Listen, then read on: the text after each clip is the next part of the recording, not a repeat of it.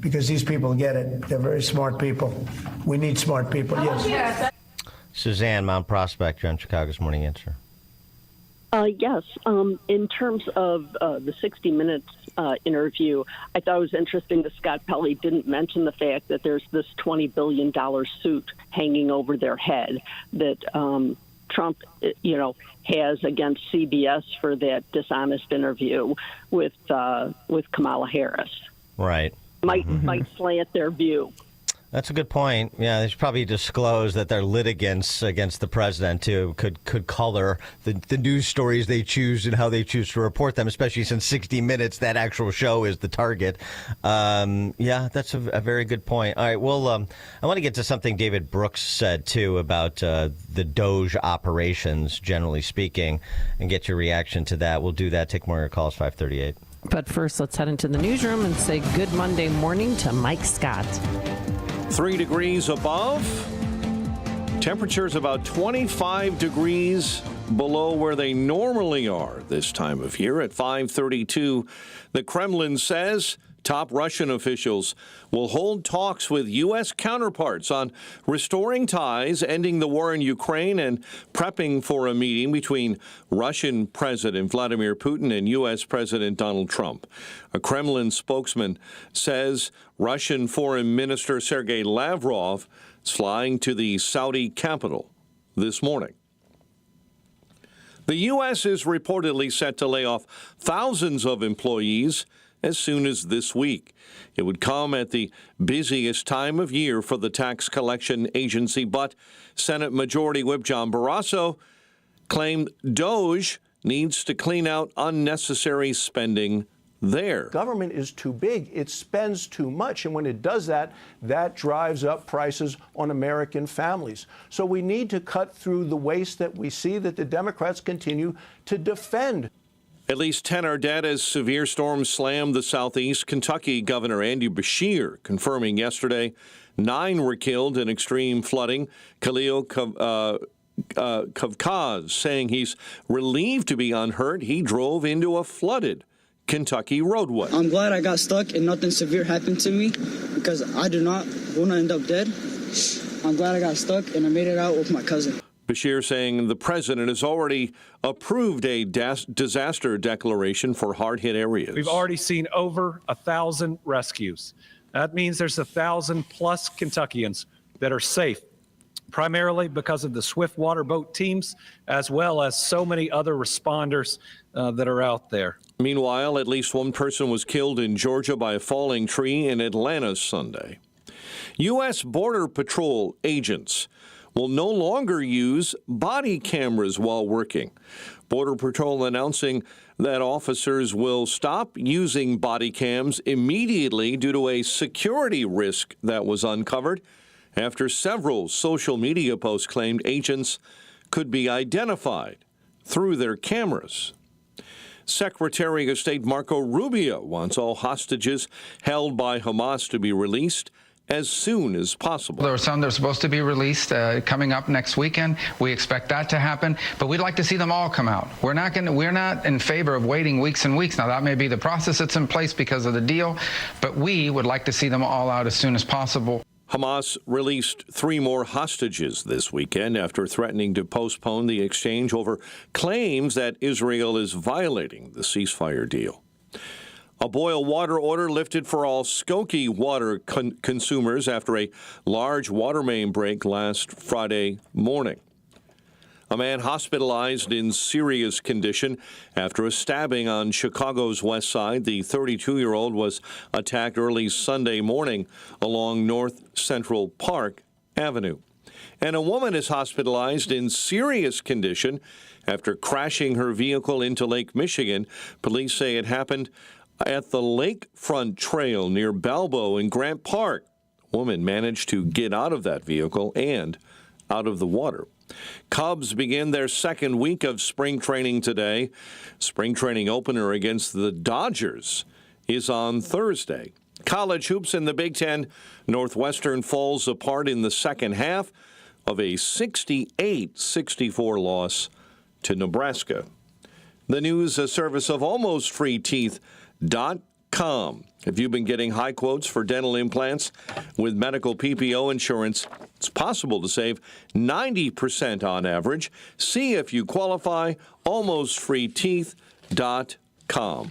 A check of traffic and weather on the way next on AM 560. Make sure that you never miss a day of Dan Proft and Amy Jacobson when you subscribe to the Chicago's Morning Answer podcast, presented by Signature Bank. Listen to the entire show each day on demand with limited commercial breaks. You can subscribe today for free at 560theanswer.com and click on podcasts or search for Chicago's Morning Answer on Apple Podcasts, Spotify, Google Podcasts, or wherever you listen to podcasts. If you have unfiled taxes or are in debt to the IRS, this is important news. Did you know the IRS has programs specifically designed to help people struggling with tax debt? Powerful tax assistance programs that can save you thousands if you qualify. No one knows these programs better than the experts at Optima Tax Relief, America's most trusted tax resolution firm, A-rated by the Better Business Bureau. Their award-winning team of tax attorneys and licensed professionals have resolved over $1 billion of tax debt for their clients. One call to Optima can start the process, helping to end your worries about wage garnishment, asset seizure, and other IRS actions. Make sure you're getting the best options to solve your tax problems. Call the experts at Optima today for a free confidential consultation. Call 800-965-1433. 800-965-1433. 800-965-1433. Optima Tax Relief. Some restrictions apply. For complete details, please visit OptimaTaxRelief.com. Jeff Tischlar, author of High Tech versus the Highest Tech, has shared his knowledge of the spectacular things that we see in nature, as opposed to what man has created, and how this should inform one's faith. Jeff served on the mission field all over the world and has created this highly illustrated and concisely written technical book. The easy-to-read format is understood from the youngest reader to the most intelligent and mature readers. Google and Amazon book reviews include, "This is the best little book I have ever read. It is amazing how much information is in this book." And a beautifully written and illustrated book. The author has a gift for describing complicated technical details in a very understandable style. This book is available now in paperback on Amazon. Search High Tech versus the Highest Tech by Jeff Tischlar. 100% of proceeds go to missions. That's High Tech vs. the Highest Tech by Jeff Tischlar. Wesley is a truck driver. I drive a truck, and I love what I do. A truck driver with IRS troubles. They told me I owed them $43,000. It got really bad. Quite a few letters in the mail. They were talking about wage garnishment, coming after my house, my car. Yeah, they don't play around. I seriously thought that I was going to lose everything. One sleepless night, Wesley finally made a call to Optima Tax Relief at 2 a.m. Kind of figured I'd get a machine, but I didn't. I actually got to talk to an actual person in the middle of the night. He found just what he was looking for. Oh, they were great people. You need a team of people that know what they're doing. Optima Tax, they know what they're doing. Optima Tax Relief came through with flying colors. I saved an incredible amount of money. Happy don't even come close. I was absolutely overjoyed. Take Wesley's advice. If you're in any kind of trouble with the IRS, call Optima Tax Relief. Don't trust anybody else. Call Optima for a free consultation. Call 800-965-1433. 800-965-1433. 800-965-1433. Optima Tax Relief. Some restrictions apply. For complete details, please visit OptimaTaxRelief.com. If better health, more energy, and detoxing your body are some of your priorities this year, get Active Liver today. You can find Active Liver in stores at your local CVS or online at Amazon or NewNordicUSA.com. 5:39 Team Hochberg Traffic Center time, a service of Fox Valley Coins. It's a great time to bring in your scrap gold jewelry and sterling flatware. Cash or check on the spot, foxvalleycoins.com. I-57. Accident, 3 lanes are blocked. It's on the outbound side right before Sibley. Traffic is only getting by on the shoulder. Chicago's Morning Answer with Dan and Amy continues next. Now your official Chicagoland weather forecast. Cloudy skies. We may hit 11 around the area, mostly in the city, maybe at the airports, but out west colder than that. Partly cloudy, very cold, low 5 below overnight. Very cold with sun and clouds tomorrow, a high of 13. Currently 3 above at O'Hare and 4 above at Midway. Your next news update is at 6. Chicago's Morning Answer continues next on AM 560, The Answer. Now, from the Signature Bank Studios. If you're looking for the latest news, insight into what it means, and the sharpest opinion, there's only one station in Chicago where you can turn, and it's this one. We're AM 560, The Answer.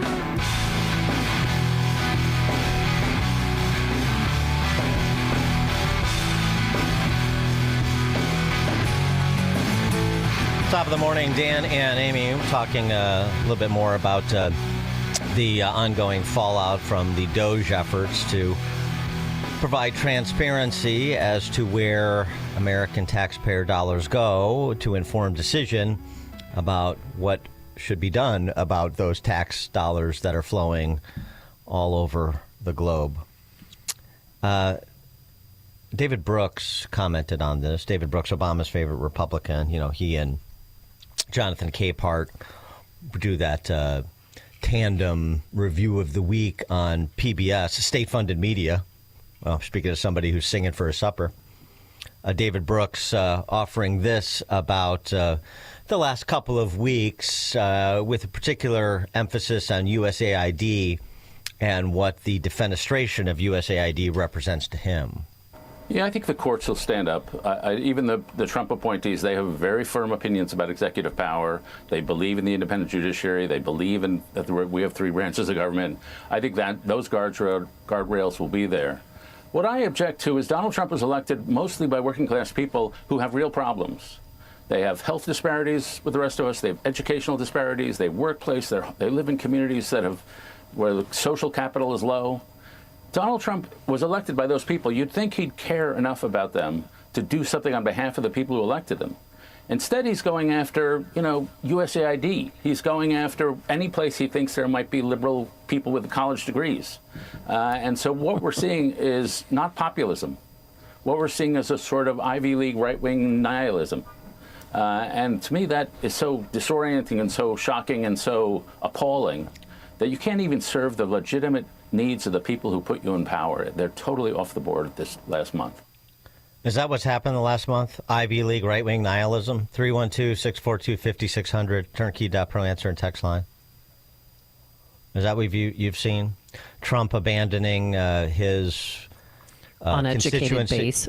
His constituencies. It's not limited to people that are quote-unquote working class, a term I despise. Middle-income Americans, working Americans. It's not limited to the non-wealthy working Americans. His constituencies, I'm saying, is he abandoning them? Is he not delivering on his populist promises in favor of what David Brooks characterizes as right-wing or Ivy League right-wing nihilism? 312-642-5600 is our turnkey.pro answer line. You can also text us on our text line on this President's Day. Now, it was kind of offensive what he said, but Trump's doing what he said he would do, and people voted for him because they wanted to cut frivolous government spending and save us more of our tax dollars. I think it says something. Part of it? I think it says something about David Brooks and that set, those college degreed elites he's so concerned about. That USAID is what really offends him. Cutting USAID, really shaving it down to size, I would say, and bringing it under the control of the State Department, which, by the way, is, again, something that was proposed by Democrats like former Secretary of State Warren Christopher back in the day, but that's of no concern to David Brooks today, I understand. USAID roundly criticized by the left over the years. It's only a program that's 60, 65 years old under JFK. And, so it wasn't like envisioned by the founders as some sacrosanct. But I know it's an expression of our soft power, David. And I know all the cliches that the college degreed leftist elites likes to use to sound intelligent, sound like they know what they're talking about. But how does maintaining USAID in its current form, just to use as an example, how does that serve the interests of those working people that he was referencing? In point of fact, if USAID's existence in its current form was something that was integral to the lives and interests of working people in America, then why don't we see an uproar from those people? Why don't we have the constituents of USAID programs rallying for USAID? Why don't we have testimonials saying from non-employees saying, without USAID, I wouldn't be able to exist here? Oh, by the way, concurrent with the Doge work at places like USAID, Trump is keeping his promises to people that are the base of his constituency, who are hurt the worst under the Biden administration before Trump 2.0. That's a fact on the ground, and you hear it from the residents as well as the Army Corps of Engineers, the people that have been scrambled to provide the relief to, for example, North Carolinians decimated by the hurricanes last fall that was not provided by the Biden administration, that Trump promised to provide. That's a thing. The school teacher that Trump got released from Russia, promising he would to that gentleman's mother at the rally in Butler, Pennsylvania, when he was a candidate. That happened too. I mean, there are many things that happen. I'm just highlighting two that are very specific promises to provide very specific relief. I'm going to get your son out. I am going to provide the relief that you deserve, then that I will have dominion over if elected. Those things are happening. And so I'll make my case for Trump's work in North Carolina, Trump's work in freeing the school teacher from Russian prison, and you make your case for USAID and how it's so important to non-wealthy working people in America. How's that, David? 312-642-5600 is our turnkey.pro answer line. Our text line is up and running. Dan and Amy, David Brooks suffers from severe TDS, Trump derangement syndrome, period. Jan in Hoffman Estates. Hey, Jan. Jan, are you there? Can you hear us? Corey in Woodlawn. Hey, Dan. Good morning, Amy. You know, my biggest problem with all of this is that the government really thinks that the citizens need them. We're the ones out here earning a living every single day. They are literally living off of our backs. And then they make us believe that if they give us $1 of the money that they took from us, that they're doing us a favor. They're doing us no such favors. Most of Chicago was built when we had no 16th Amendment. I mean, most of these beautiful buildings that you see, they were built when we kept every dime of our money. I'm glad Trump is cutting the waste. Thanks, Corey. U.S. Department of Education announcing cancellation of $350 million in contracts and grants to several regional education laboratories and equity assistance centers. There's something we should be funding. The department terminated 10 contracts totaling $336 million, the purpose of which are supposed to be the regional education labs, are supposed to be research, development, technical assistance activities. However, review of the contracts uncovered wasteful and ideologically driven spending, not in the interests of students and taxpayers. For example, the Regional Educational Laboratory Midwest has been advising schools in Ohio to undertake quote-unquote equity audits and equity conversations.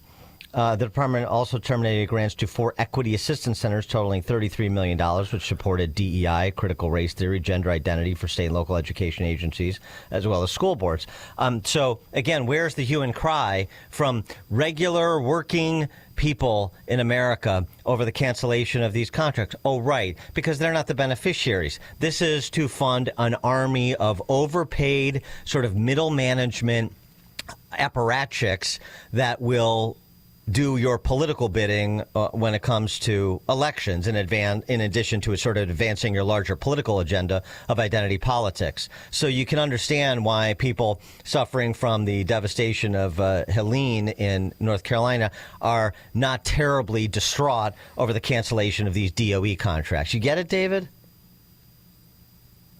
We'd love to have him on, but he only talks to Jonathan Capehart. He doesn't talk to people that will push back. By the way, just on the criticism of USAID from the left, boy, you would think You would think you'd hear a lot more about it. I don't know if you saw the riff from Scott Perry, who's a congresswoman from Pennsylvania, Freedom Caucus member. But he went on a riff in committee talking about the $700 million, round numbers, that came from USAID to fund organizations, to fund madrasas in Africa, to fund Boko Haram. Oh, that's nice. Remember Boko Haram? I thought that was the hashtag campaign that Michelle Obama started when Boko Haram, which is a Islamist terrorist organization, kidnapped all those girls. Yeah. Bring them back, right? Bring them back. Yeah. I remember it well, yes.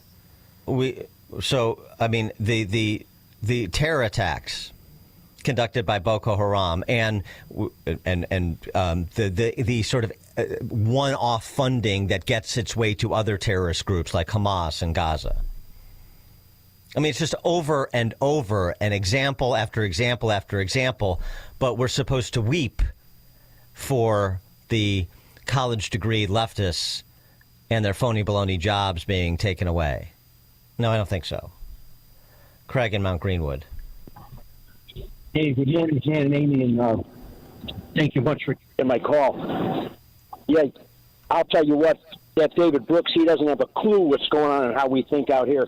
But here's how we think. Any of this, these government people that are non-Trump administration people, you can get rid of all of them, the whole bunch of them. All these people like the Lois Lerner, IRS, the Russia. These people are rotten, corrupt, and evil, and deceitful, deceptive, taking our money. All the people that, and I wouldn't even separate any of them out and say that there's some good in there. Maybe there are. Tough.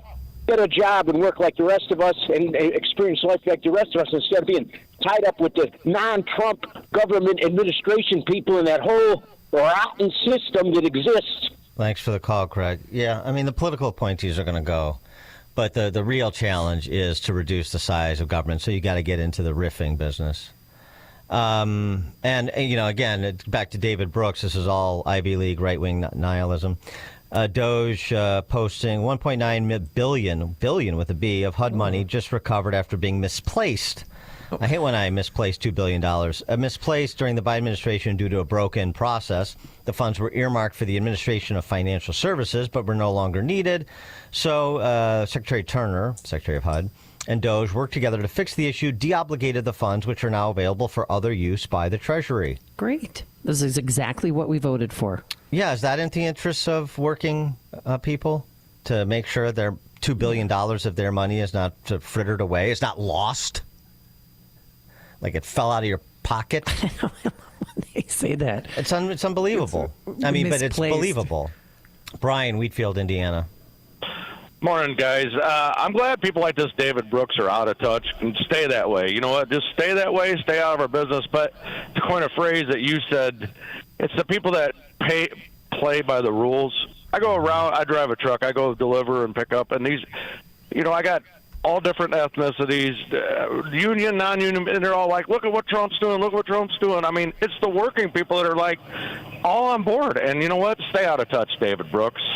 Thanks for the call, Brian. And how great was that yesterday at the Daytona 500, watching him in the Beast take a lap around and get out with one of his granddaughters, and he talked about how the economy, it's coming back. We brought it back, and it's been less than 4 weeks. So you'll see what we do in a little period of time. It's going to only get better.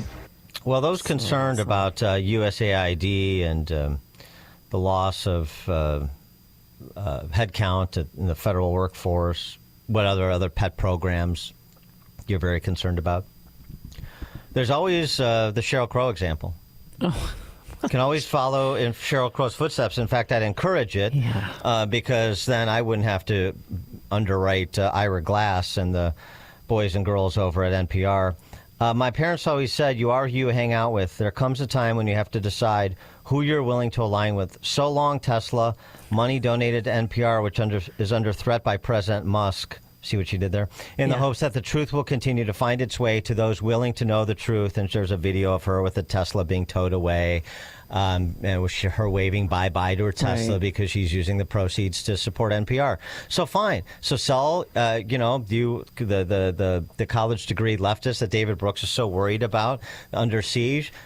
Sell your stuff and give it to USAID to fund Boko Haram if that's what you want to do. I mean, you're not going to be able to do it through USAID because now the Trump administration control. But you can send the money directly to Boko Haram if that's what you'd like to do. You can send the money directly to whatever Arts Council puts on that transsexual opera in Colombia. That's right. I mean, liquidate your stuff and send it wherever you want. Nobody's stopping you. That's what she did. And she played the song, Time to Say Goodbye, and thought she was such a hero at that time, She has always been a hero. She's also the one that is only using one square of toilet paper to clean up in order to save the planet. She is always led by example, and I appreciate that. She's a drip dryer. I hope she continues to. Sean, Northwest Side. Hey, good morning, guys. Hey, Dan, do you think it'd be beneficial if DOGE, every time they found billions of dollars or canceled contracts, they mentioned what they would redirect it towards? Palestine, North Carolina, the fire efforts, anything that is benefiting American lives or those that have been affected by the Biden administration. Ohio's immigration problem that they had, where they're eating the dogs, eating the cats. Yeah, right. Yeah. Well, thanks for the call, Sean. I mean, I agree. Here's the money saved. I think Doge's clock is up over $100 billion now. So where's it going? But, of course, Doge doesn't have spending power.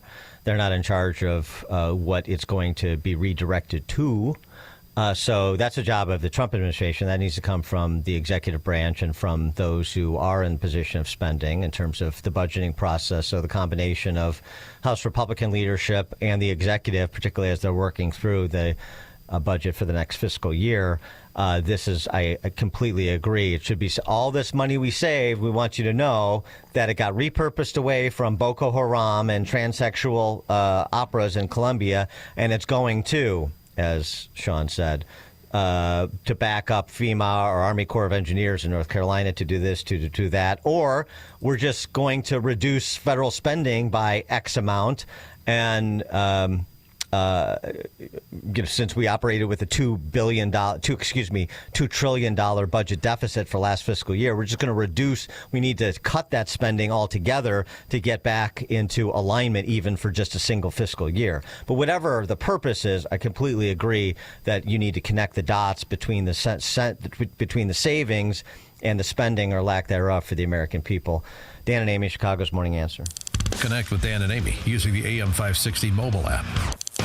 Download it today at 560theanswer.com/mobile.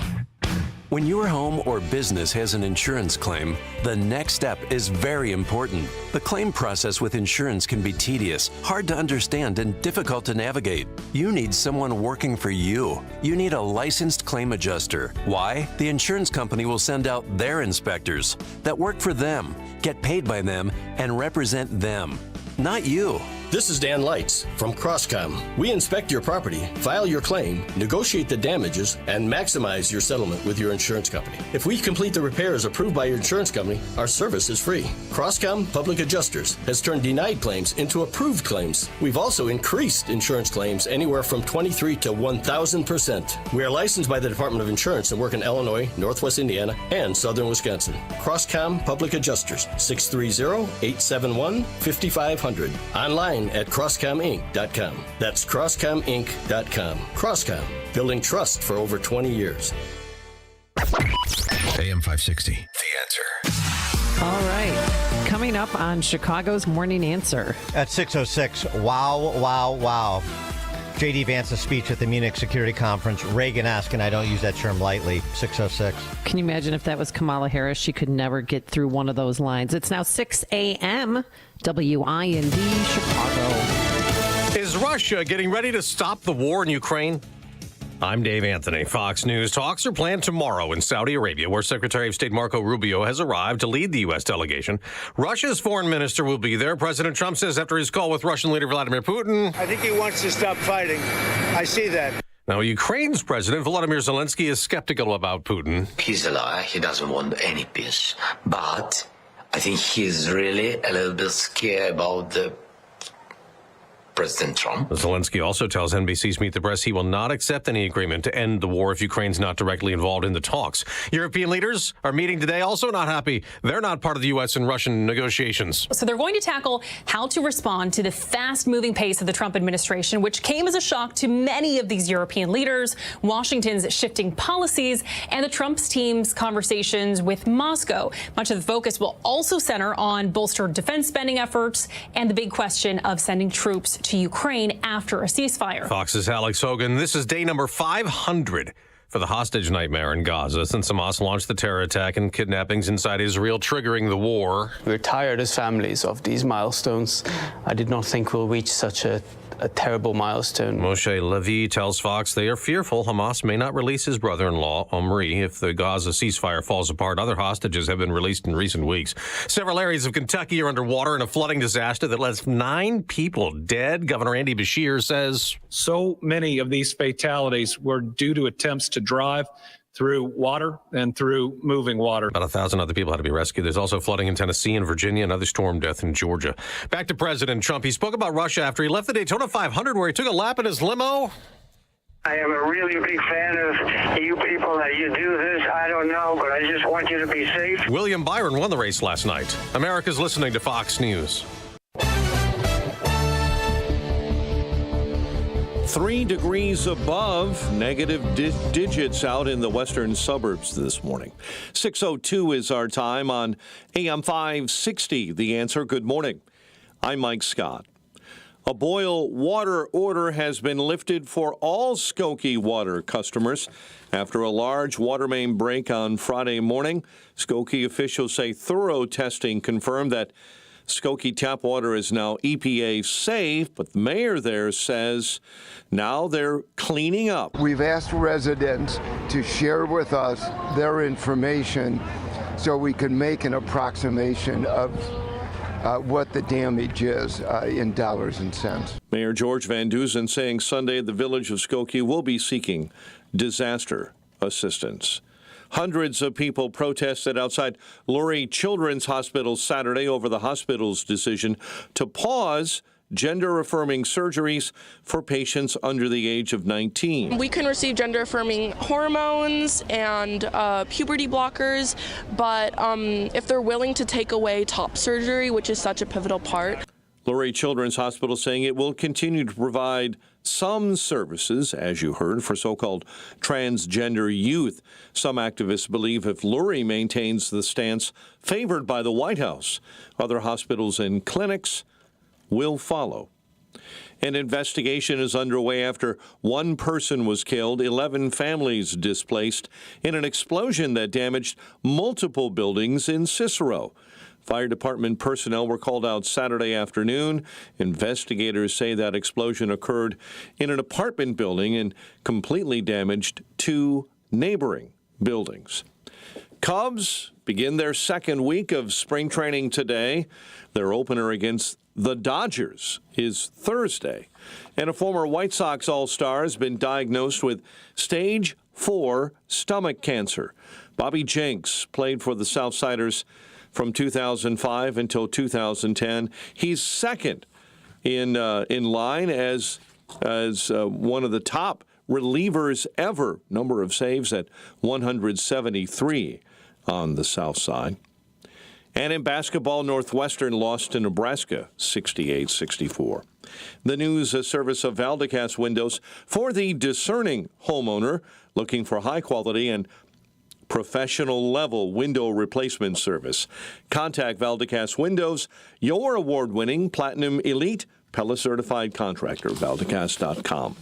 A check of traffic and weather on the way next on AM 560. On March 4th, President Trump will make his first address to a joint session of Congress of his new presidency. Mr. Speaker, the President of the United States. And AM 560, The Answer, is throwing a watch party. And you're invited to join us for dinner at the Meridian Banquets and Conference Center in Rolling Meadows. Enjoy dinner before the speech and then watch the speech with AM 560's Dan Proft, Amy Jacobson, and Sean Thompson. Tickets are on sale now at 560theanswer.com/watch. Sponsored in part by attorney Stephen A. Leahy at Opum Tax Advocates. MyPillow is excited to announce that they're having the first ever mega sale on overstock clearance and brand new products. For example, save over 50% on this season's flannel sheets. Queen size only $59.98. Kings only $69.98. They sell out fast every year, so order now. Save 30% on their brand new My Crosses. They're designed in the likeness of the one Mike has worn every day for 20 years. They come in men's and women's, and they're made right here in the USA. Get the 2025 six-piece My Towel sets for only $29.98. The initial quantities are extremely low, so get them now before they go. And the best-selling standard MyPillow, just $14.98. To take advantage of the first ever mega sale, go to MyPillow.com or call 800-489-0201. That's 800-489-0201 and use promo code LIBERTY. But wait, remember that $75 free shipping rule? Well, that ship has sailed because right now every order ships absolutely free. MyPillow.com, promo code LIBERTY. If you own or run a business and you listen to AM 560, you might not realize that the conservative programming that you enjoy is supported by advertisers. Our loyal listeners love to do business with the advertisers they hear every day on AM 560. Now, it probably won't surprise you that there are some businesses who avoid advertising with us because they don't like what we do here. And that's okay, because our audience wants to support businesses that support what we do and think like we think. We would love to have you join the list of successful companies who are already reaching new, like-minded customers. Most AM 560 advertisers have been here for years for one simple reason: they get results. Join our efforts to make a difference in the lives of our listeners who are passionate about supporting our great family of AM 560 advertisers. To learn more, just visit 560theanswer.com/advertise. That's 560theanswer.com/advertise.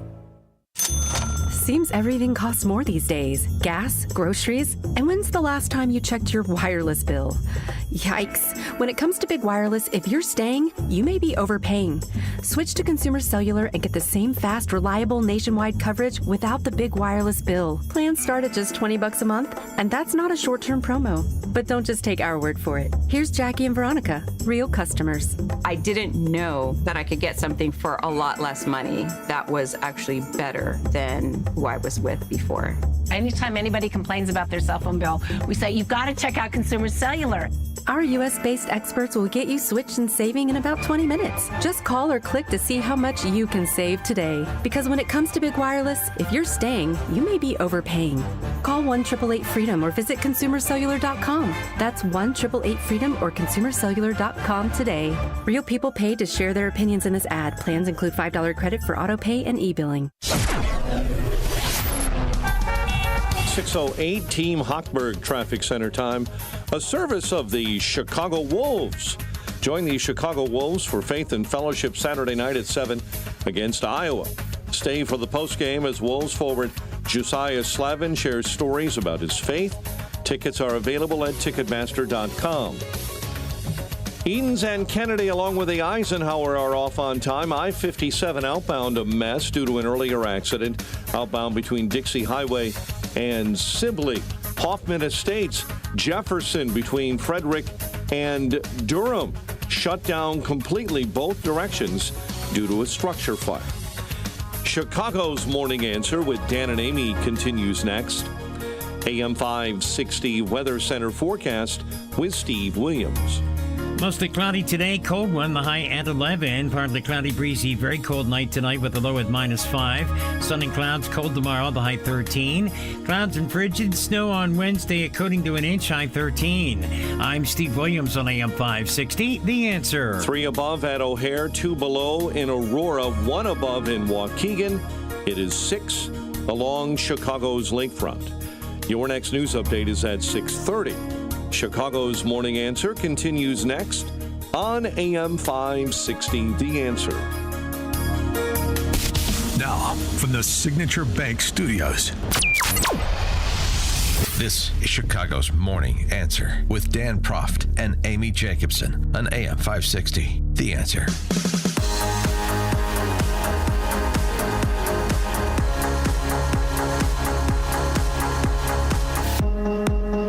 Top of the morning, Dan and Amy. Last hour, talking a little bit about New York Times columnist, PBS flack David Brooks's criticism of Trump that for the last month he's engaged in Ivy League right-wing nihilism. And just one further comment on Brooks, because he really fits the profile of somebody I'm sure most listening have run across in their lives. David Brooks is the cocktail party dilettante. He's the guy at the cocktail party who offers pedestrian comments just edgy enough for the PBS set to find them provocative. And then he oscillates from sort of mildly complimentary to mildly critical. So he always has room to be both simultaneously in order to present himself as the thoughtful independent. Oh, yeah, did you talk to David? He's very sharp. Now, he likes some things and he dislikes other things about fill in the blank with a politician's name. In other words, David Brooks is a fraud. That cocktail party dilettante. Oh, he's mildly this and mildly that, trying to be just outside of what everyone is saying. Just a little bit outside, but always with room to come back. There's no base there. I say that as a segue to a Ivy League educated lawyer who happens to be the Vice President of the United States. His name is J.D. Vance. Perhaps you've heard of him. And he is the opposite of a cocktail party dilettante. Oh. And if you had any question about that, all questions were answered on Friday when he spoke at the Munich Security Conference. This was really something to behold. I mean, J.D. Vance is sharp. I know that. And I know he's not afraid to put things between people's eyes. But this was something to deliver in that room.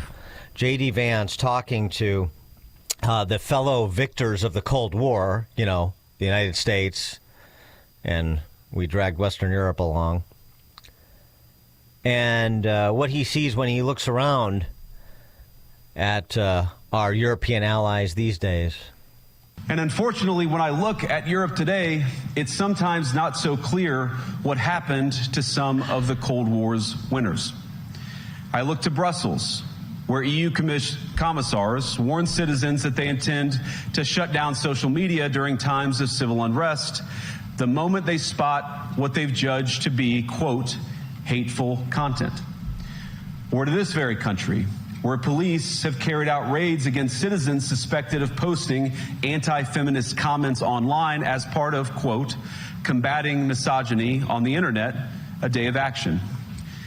I look to Sweden, where 2 weeks ago the government convicted a Christian activist for participating in Koran burnings that resulted in his friend's murder. And as the judge in his case chillingly noted, Sweden's laws to supposedly protect free expression do not, in fact, grant, and I'm quoting, a free pass to do or say anything without risking offending the group that holds that belief. And perhaps most concerningly, I look to our very dear friends, the United Kingdom, where the backslide away from conscience rights has placed the basic liberties of religious Britons in particular in the crosshairs. A little over 2 years ago, the British government charged Adam Smith Connor, a 51-year-old physiotherapist and an Army veteran, with the heinous crime of standing 50 meters from an abortion clinic and silently praying for 3 minutes. Not obstructing anyone, not interacting with anyone, just silently praying on his own. And after British law enforcement spotted him and demanded to know what he was praying for, Adam replied simply, it was on behalf of the unborn son he and his former girlfriend had aborted years before.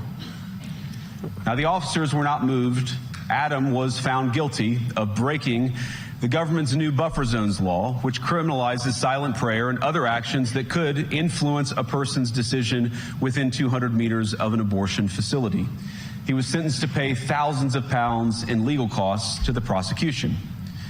Now, I wish I could say that this was a fluke, a one-off crazy example of a badly written law being enacted against a single person. But no, This last October, just a few months ago, the Scottish government began distributing letters to citizens whose houses lay within so-called safe access zones, warning them that even private prayer within their own homes may amount to breaking the law.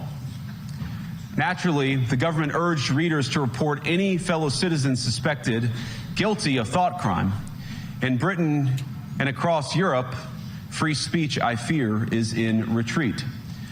And in the interest of comedy, my friends, but also in the interest of truth, I will admit that sometimes the loudest voices for censorship have come not from within Europe, but from within my own country, where the prior administration threatened and bullied social media companies to censor so-called misinformation.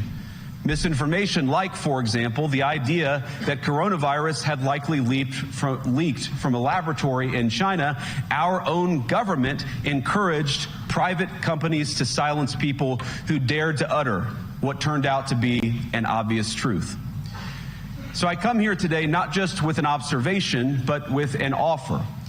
And just as the Biden administration seemed desperate to silence people for speaking their minds, so the Trump administration will do precisely the opposite, and I hope that we can work together on that. In Washington, there is a new sheriff in town, and under Donald Trump's leadership, we may disagree with your views, but we will fight to defend your right to offer it in the public square, agree or disagree. I mean, hello, 312-642-5600, turnkey.pro answer line. You could also text us on that very same line. I mean, can you imagine? The sound of one hand clapping. Because he laid it right between their eyes. I mean, he was excellent. Can you even imagine Kamala Harris even being on that stage? Anyone are looking at that stage, and thank God we voted them out of office. I mean, he was... Hold on, I'm lighting up a cigar after hearing that clip that we just played. I got to enjoy that. I'm letting that savor, switch around a little bit, enjoy the taste of that. Yeah, that was something to drill down with all of those foreign bureaucrats and ministers and functionaries of the states of Western Europe at present. And the response, the tepid, we're here to protect your right to disagree with us and so on and so forth. And, a couple of people in back clapping, probably Vance staffers. It was outstanding. And it's exactly the message that needed to be delivered to a continent that has completely lost its way. We've belabored this point for 3 decades. Certainly conservatives have been, as the Western European nations threw their borders open 3 decades before we did, and completely lost the narrative as to those values and policies flowing from those values that respect and preserve a free society. Completely lost the narrative. And it begins with the ability to think and speak and believe freely. And so Vance was right on the mark in terms of laying that bare. Right on the mark. His sincerity and his graciousness made the hits hurt so bad. Like what he was saying was so real and true. Because the EU, they don't allow free speech, and they do jail people who make a meme that they might interpret as hurtful to somebody else. And Vance, that was displayed on 60 Minutes, by the way, in Germany. We'll get to that. Vance also spoke about this idea of canceling elections for all of the high dudgeon about election integrity and misinformation and disinformation, and we have to preserve our democracies. I mean, who the hell do you think you guys are?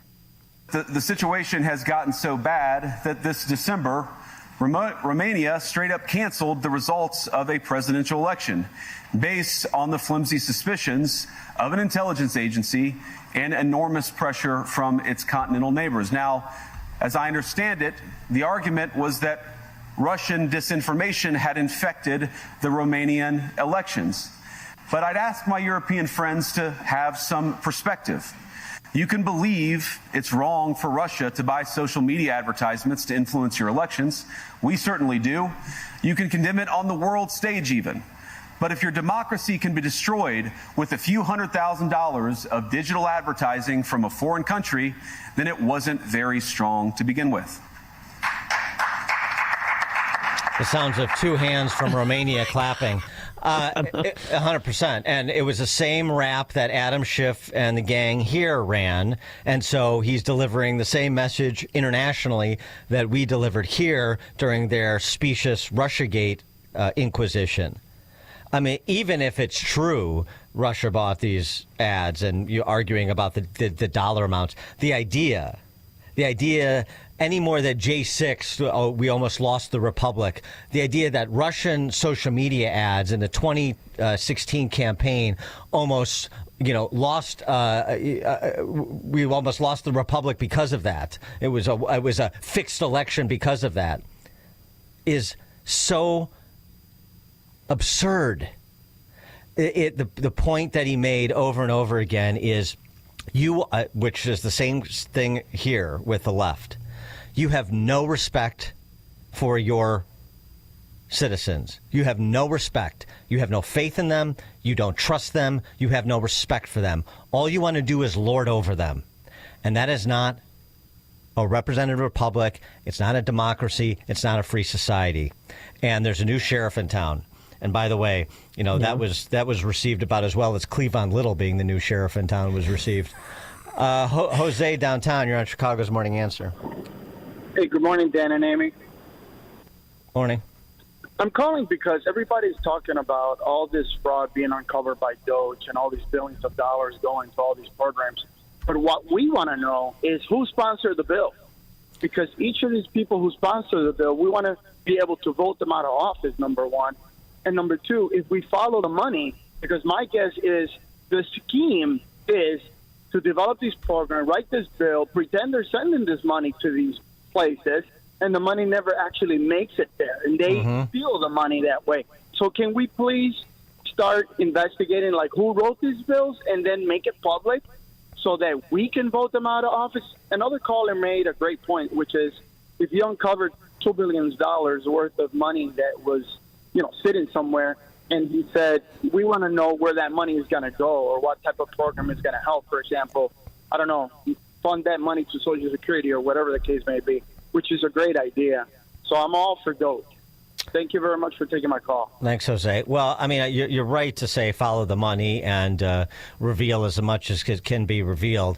I mean, a lot of this, of course, are not standalone bills, but a handful of budget bills. And this is the way politicians hide is, I didn't support U.S. aid funding at that level, but it's presented as part of a larger budget bill for the executive branch agencies. And so I had to vote it up or down. And this way, they sort of get a pass in terms of voting for some spending you would support while voting for other spending that you wouldn't support, which is why, all of these agencies, as far as I'm concerned, should get, standalone or smaller groupings with respect to the budgeting process so that it was easier to follow and that you had more definition in terms of who stands where, less places to hide. Greg and Schaumburg, you're on Chicago's Morning Answer. Morning, Dan and Amy. I'd like you to critique what I'm about to say. I am not finding any fault with Trump or Vance's content in any way, but what I am asking you to do is critique the manner and the style in which it's being presented. And the reason why I say that is because the key is effectiveness.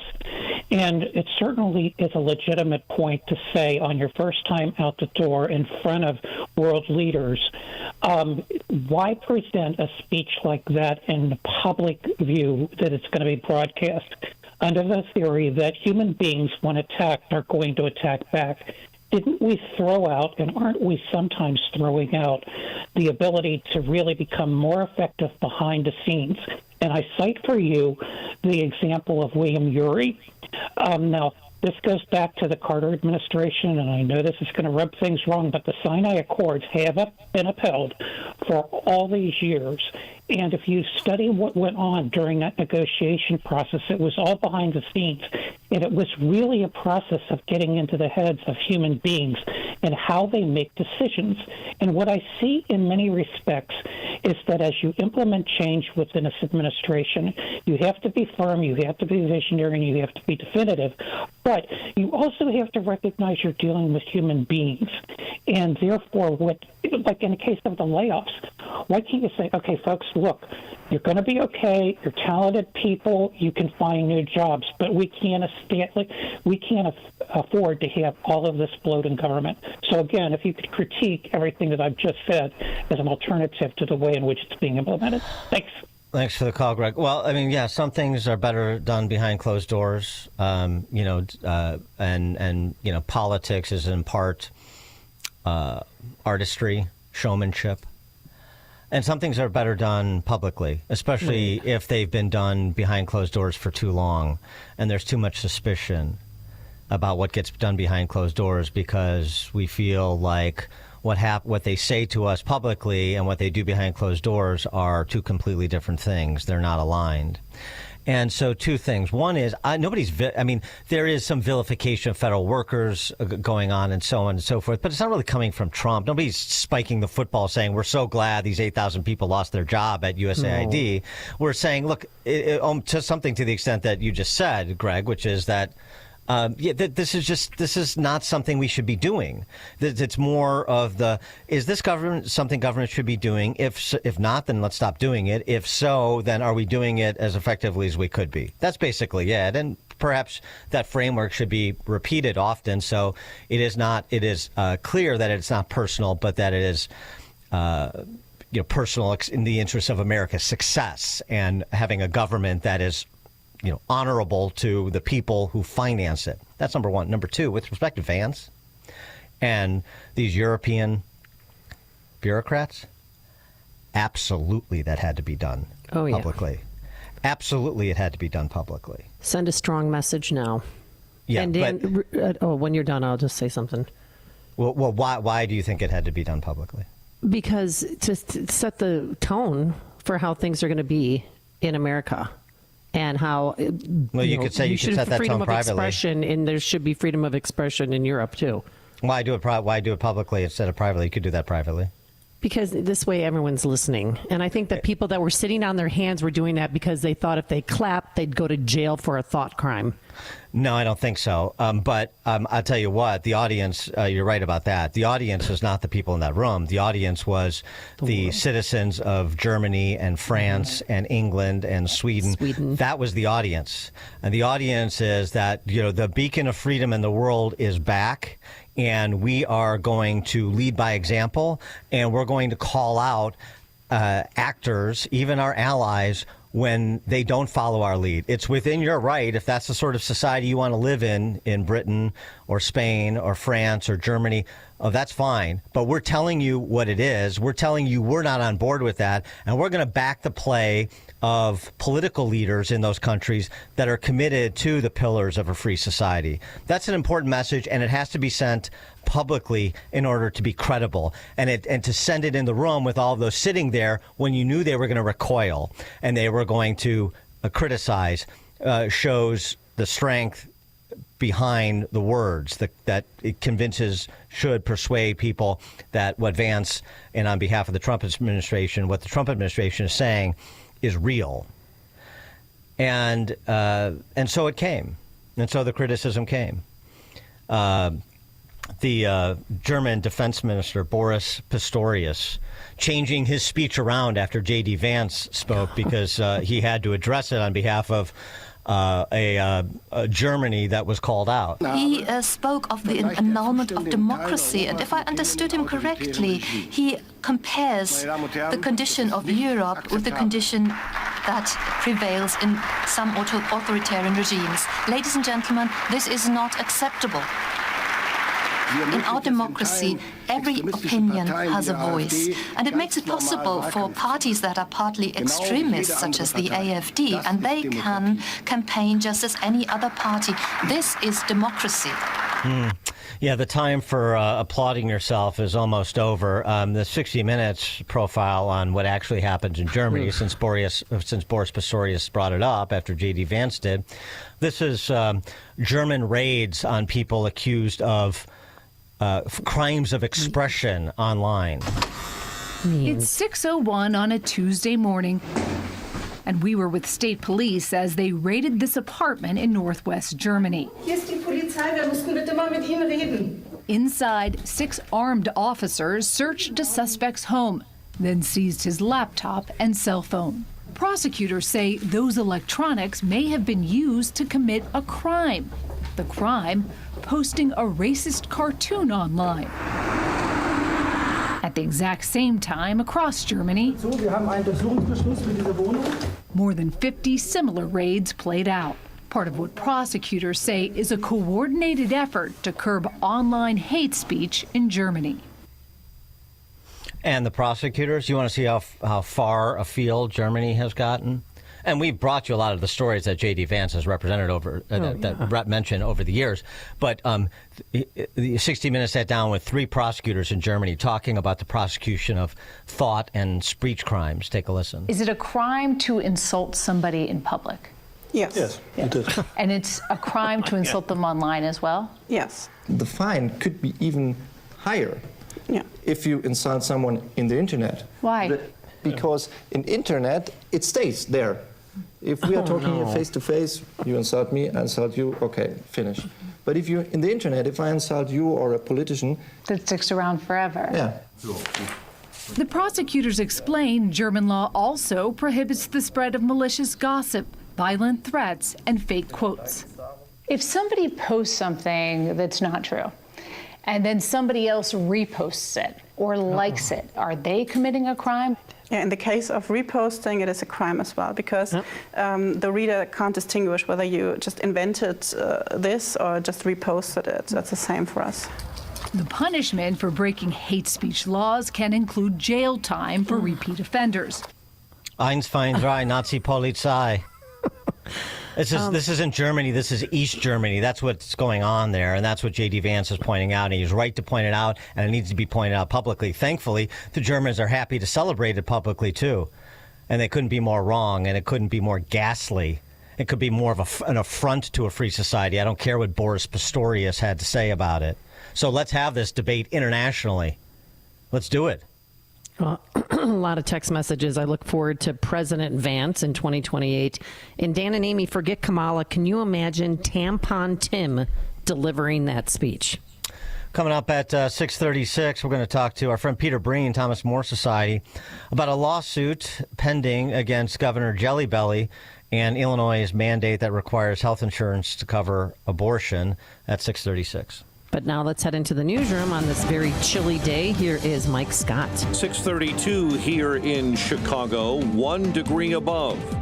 Devastating weekend flooding blamed for nearly a dozen deaths, almost all of them in Kentucky, where the governor says 9 were killed. Avoid driving through covered roadways. That's where we're losing the most people. Stay off the roads. If you hit water, turn around.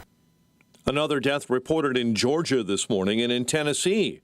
Authorities are ordering evacuations after floodwaters breached a levee. Elsewhere, tornado outbreaks were confirmed in Mississippi and Alabama.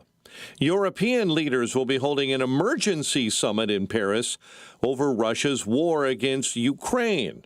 The news comes after President Trump spoke with Russian President Vladimir Putin about negotiating an end to the war. I think he wants to stop fighting. I see that. We spoke long and hard. Steve Witkoff was with him for a very extended period, like about 3 hours. I think he wants to stop fighting. Some big changes could be coming to the prison system in Wisconsin. Those changes could include finally closing Wisconsin's second oldest prison in Green Bay, built in the 1800s. Governor Tony Evers' plan proposing big changes to the state's troubled correctional system without building a new prison, as some lawmakers have long called for. Evers saying his plan is the best and only option to address Wisconsin's aging prisons, which have been beset with inmate deaths, assaults against staff, lockdowns, lawsuits, federal investigations, resignations, and rising maintenance costs. The governor's plan has a roughly $500 million price tag. Paul Stevens, Fox News. The boil water order has been lifted for all of Skokie after a large water main break last Friday. Skokie officials say tap water is now meeting all EPA standards. The Glenview Police Department mourning the loss of one of their own. Officer Robert Frick was killed in a crash early Sunday morning along the 200 block of South Northwest Highway in Barrington. The 43-year-old officer was on his way to work.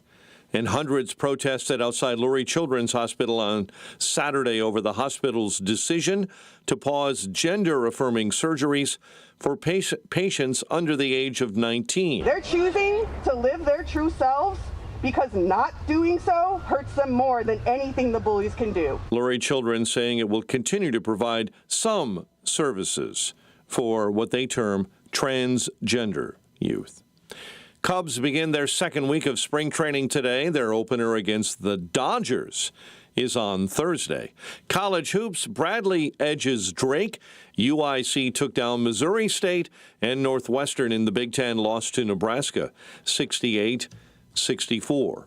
The news, a service of AlmostFreeTeeth.com. Have you been getting high quotes for dental implants?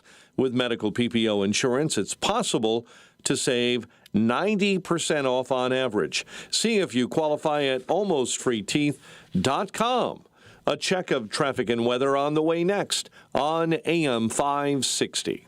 Mike Gallagher is excited about what he sees from his president. I have never had so much fun coming into work as I am now these days. 1 week into the Trump administration, Trump 2.0, I can't get to work fast enough. There was some traffic today driving into work. I thought, no, don't slow me down. I got to get into work. We got to take to the airwaves. There is so much happening. The Mike Gallagher Show, weekdays at 9, right before Dennis Prager at 11 on AM 560. The Answer. A great smile can make you feel happy and confident. So when you consciously conserve your teeth, that glowing smile will show through. At Best Dental Group, doctors Economos, Gavalis, and their staff are ready to help you create that perfect look or maintain the one you have now. Along with general dentistry, Best Dental Group is a multidiscipline practice with an orthodontist, periodontist, and prosthetic specialists on site. They use the newest breakthroughs in dental technology such as titanium implants, Invisalign clear braces, and laser treatments. Don't let fear get in the way. They can recommend sedation to make your experience as comfortable as possible. Best Dental Group is located in historic downtown Bartlett and is a multilingual office. Call 630-830-4930, 630-830-4930, or visit bestdental.org.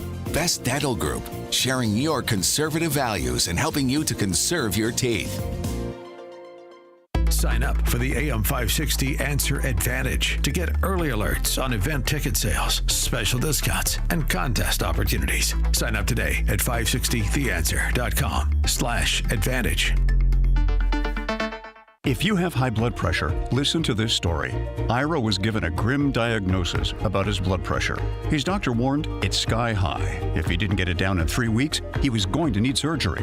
So Ira began exercising, went on medication. But what seemed to be the miracle change, his diet.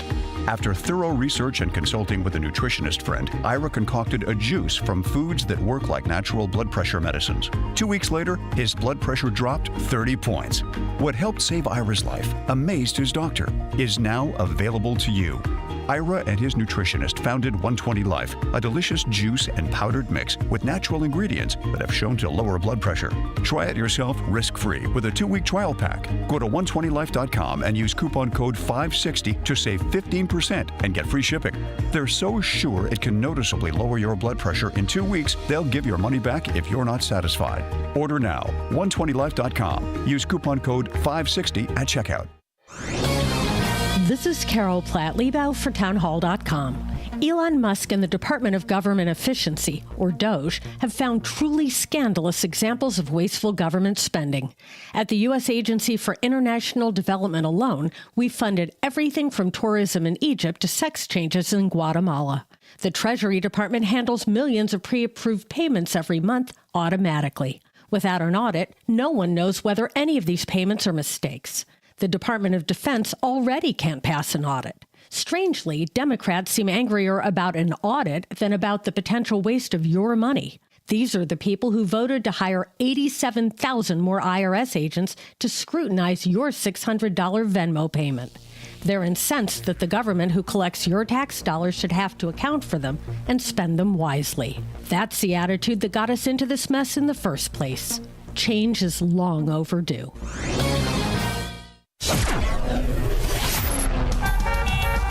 6:39 Team Hochberg Traffic Center time, and this update a service of Discover.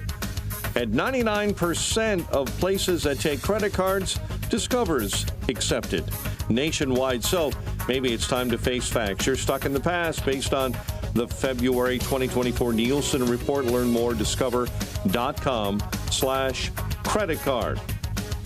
Skokie, while the water is now safe, the road is still closed in East Prairie between Church and Gulf.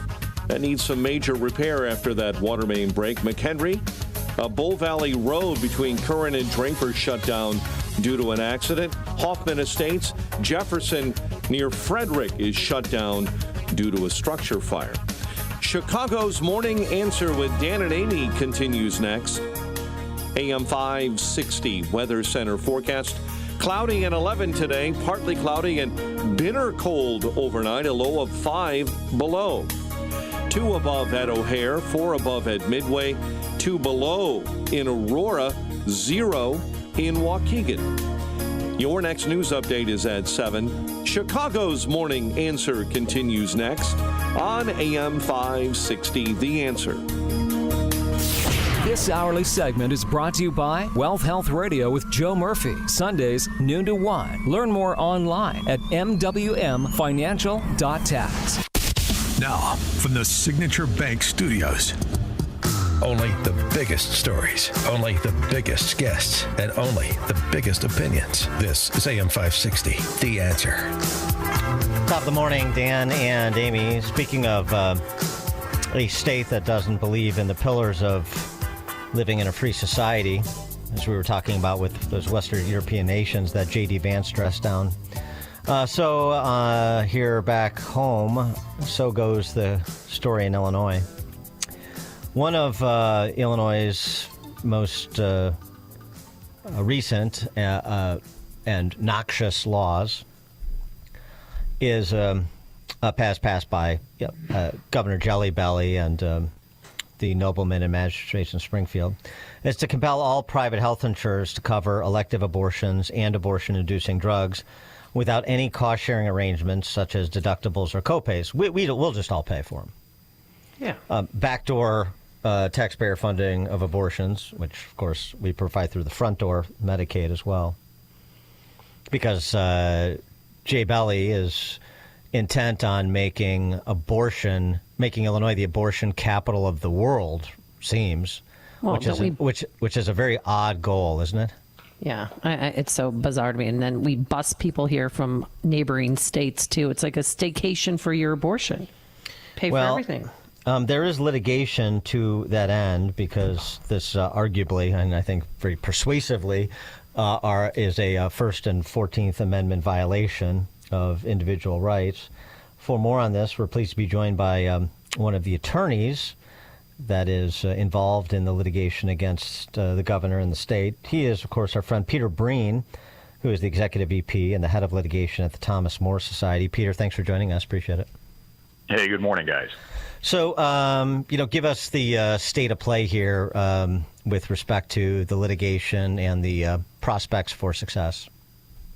Sure. And so we filed suit in the federal court in Chicago asserting religious liberty claims, free association claims.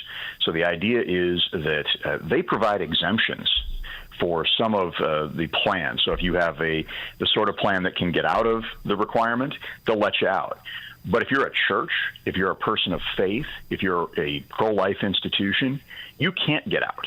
So you didn't get an exemption, others did. And so that is the principal claim. But we're also asserting the various just hold there because that's important.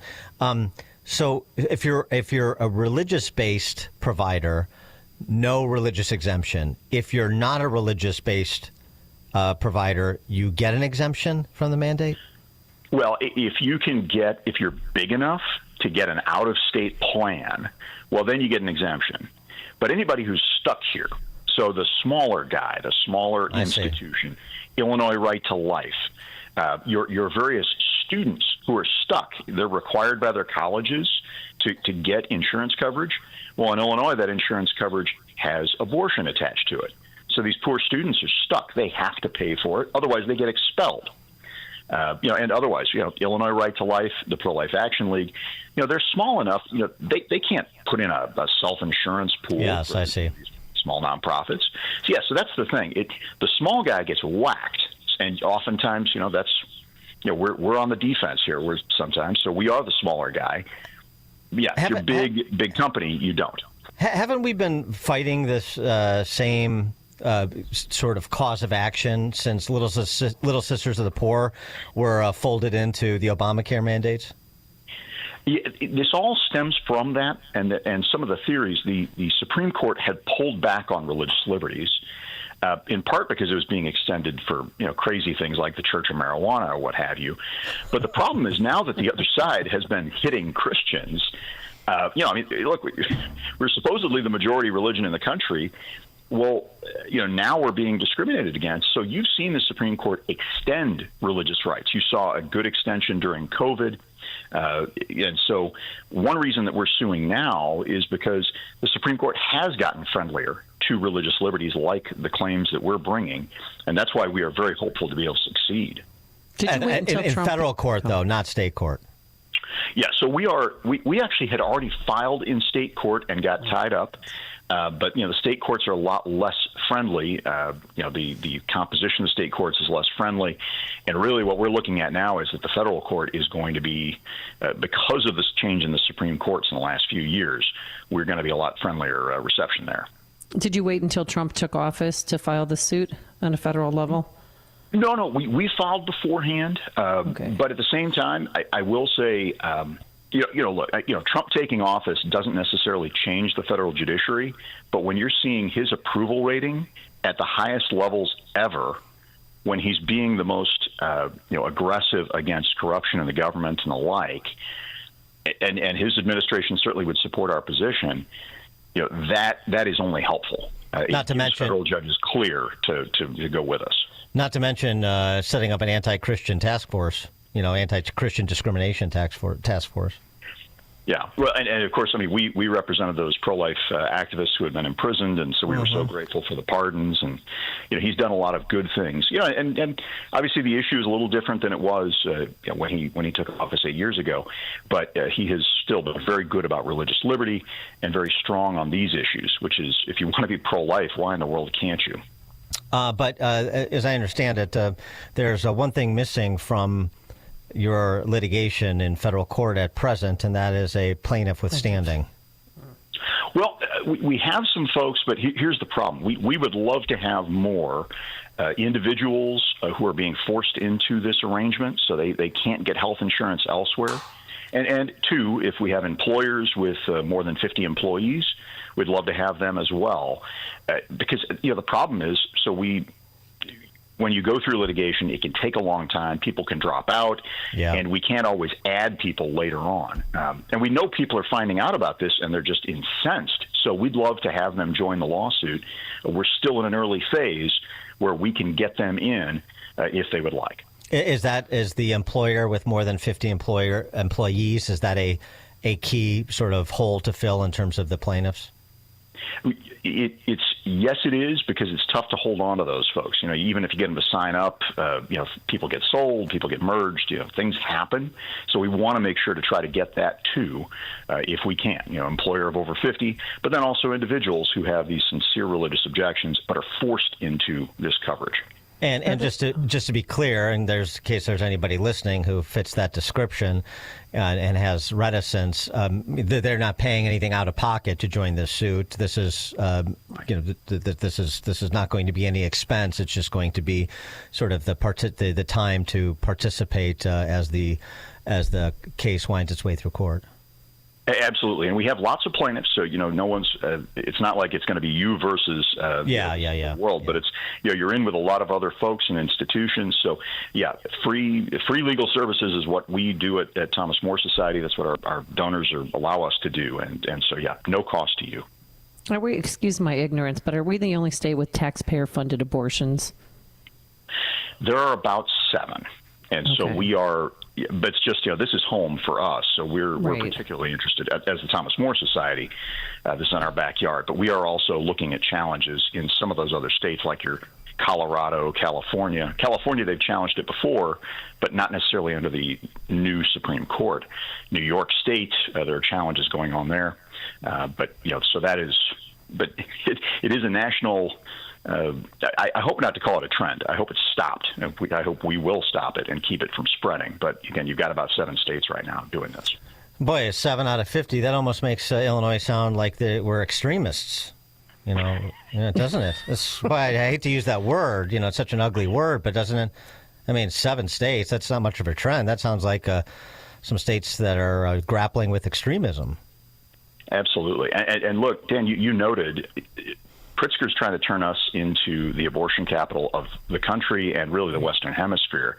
Our abortion rate is nearly doubled since Dobbs. I mean, we're going up towards 100,000 abortions a year in Illinois. And traditional rate was about 40,000. Obviously, 40 is too much. 100 is insane for a state of our size. But you put that factor in the part that Indiana and Iowa, those 2 states have abortion restrictions in place. Absolutely. So we are trying to attract, say, the city of Carbondale. They are now at 3 abortion clinics. They had 0 before Dobbs. And the entire southeastern United States is being recruited to come to Carbondale, Illinois, to abort their children. You get abortion clinics set up on the borders. Yeah, it's really horrific that is what our state is going to be known for in the country. Well, I mean, also gambling and drugs, maybe prostitution legalization. Maybe that's not coming yet, but perhaps in the not too distant future. I mean, that's the mob economy that we run here in Illinois. So it's insane, though, because I mean, think about it. We have every advantage in the world. We could be the world's leader on AI. We could be the world's leader on all of these modern technologies. And instead, we're looking at abortion, gambling, prostitution. It's insane. Yeah, well, I guess you'll have to bring that up with the Godfather there, Pritzker. Anyway. We got a text message. Somebody wants to know how they can reach you. Oh, yeah, good. Yeah. ThomasMoreSociety.org, and Moore's with 1 O, ThomasMoreSociety.org. Just go over there. We've got the legal help button. You can submit to us, and we'd love to hear from you. Okay. Yeah, and if you're for whatever reason you're having trouble connecting, then just call us at AM 562, and we'll get you in touch with Thomas More. Peter Breen is the Executive VP and the Head of Litigation at the Thomas More Society. Peter, again, just one more time, the contact info. Sure, ThomasMoreSociety.org, O-R-G, Moore's with 1 O, ThomasMoreSociety.org. Peter Breen, thanks so much. Thank you, guys. Thank you, and he joined us on our turnkey.pro answer line. The more you listen, the more you'll know. This is Chicago's Morning Answer. Morning Answer on AM 560.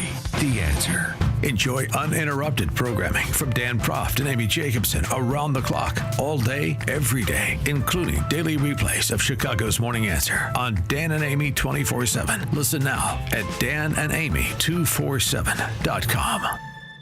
It's your life, your legacy. Shouldn't it be your choice? For nearly 2 centuries, Catholic Cemetery Chicago has been a haven for families, offering sacred spaces to honor these legacies. Take an active role by pre-planning your final arrangements. Alleviate your loved ones a future financial burden.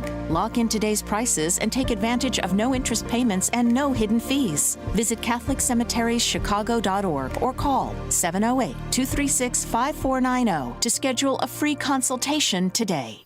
If you've got chronic pain in your back and your knees and your shoulders and your hips, doing simple things like walking, climbing stairs, even getting out of your car can be very painful. And you don't have to live like this with our good friends at QC Kinetics. QC Kinetics, they offer groundbreaking treatments for arthritis pain and pain due to injury. We're talking long-term relief, folks.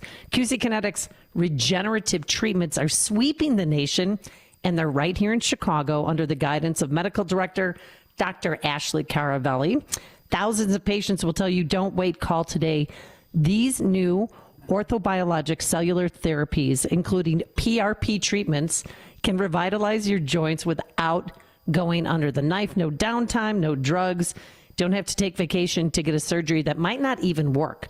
So QC Kinetic treatments prompt your body to heal and restore damaged joints, again, with no downtime.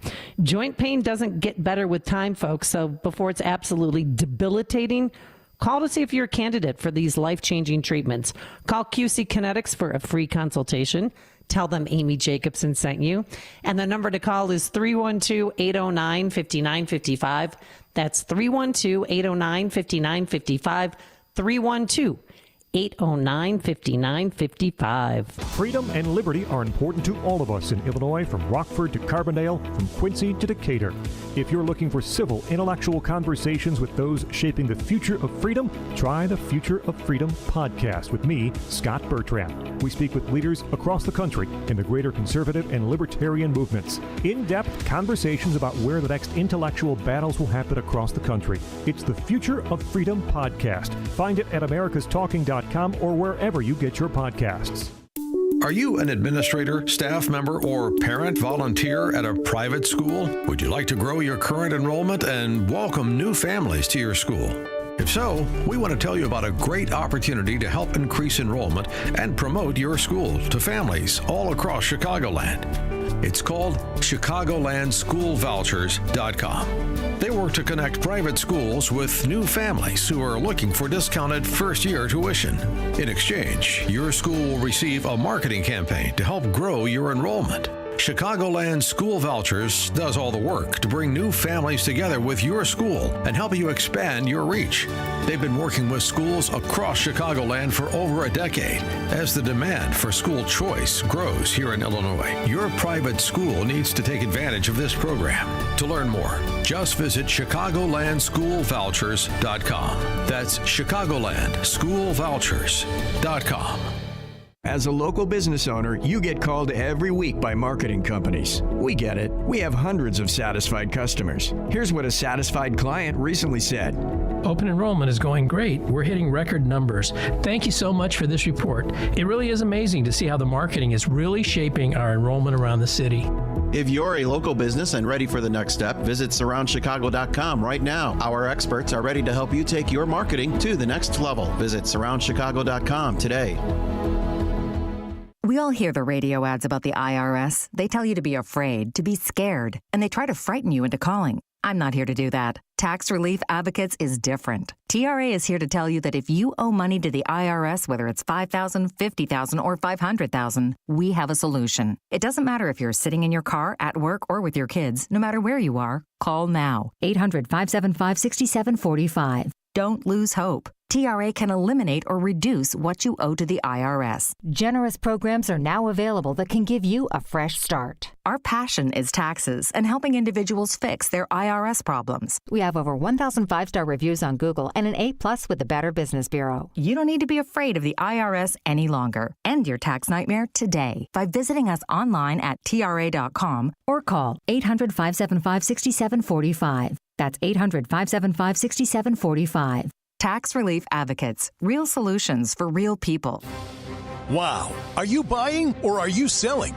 As this is being written, silver is up more than 50% in just the past 8 months. And gold is the highest it's ever been. Whether you are just getting into the metals, want to roll your IRA into silver or gold, or want to take some profits off the table, Fox Valley Coins is ready, willing, and able to help. Even though Fox Valley Coins is a national dealer, they're family-owned and in your own backyard. Fox Valley Coins in Naperville almost always has the product you want in stock and pretty much always has the best pricing when you buy or sell. Buying or selling is easy. Bring your items in. We'll establish the price and pay you cash or check on the spot. Why wait to move your assets around? Did you know that Fox Valley Coins has sold over 3,000 1-ounce silver Donald Trump coins? We have several designs, but they're going fast. Fox Valley Coins on Route 59 in Naperville. Family-owned integrity since 1981. AM 560, The Answer. All right, coming up on Chicago's Morning Answer. At 7:07, somebody tell that twerp who presided over the Munich Security Conference that there's no crying in diplomacy. 7:07. But now let's head into the newsroom on this very chilly day. Here's the one and only Mike Scott. Good morning, Mike. One above in Chicago as Glenview police mourn an officer killed in a crash. A man stabbed Sunday morning on Chicago's west side. A woman crashes a vehicle into Lake Michigan and walks away. 2 dogs are shocked while walking on a manhole cover on the near north side. An explosion damages 3 buildings in Cicero. The Illini women's basketball program record hits a new record with a Big Ten win, and the Cubs enter week 2 of spring training. WIND Chicago News Time, 500 days. I'm Dave Anthony, Fox News. That is how long it's been now since Hamas's terror attack triggered the war in Gaza. A ceasefire is in place. Some hostages have been freed. Moshe Levi tells Fox he hopes his brother-in-law will be released.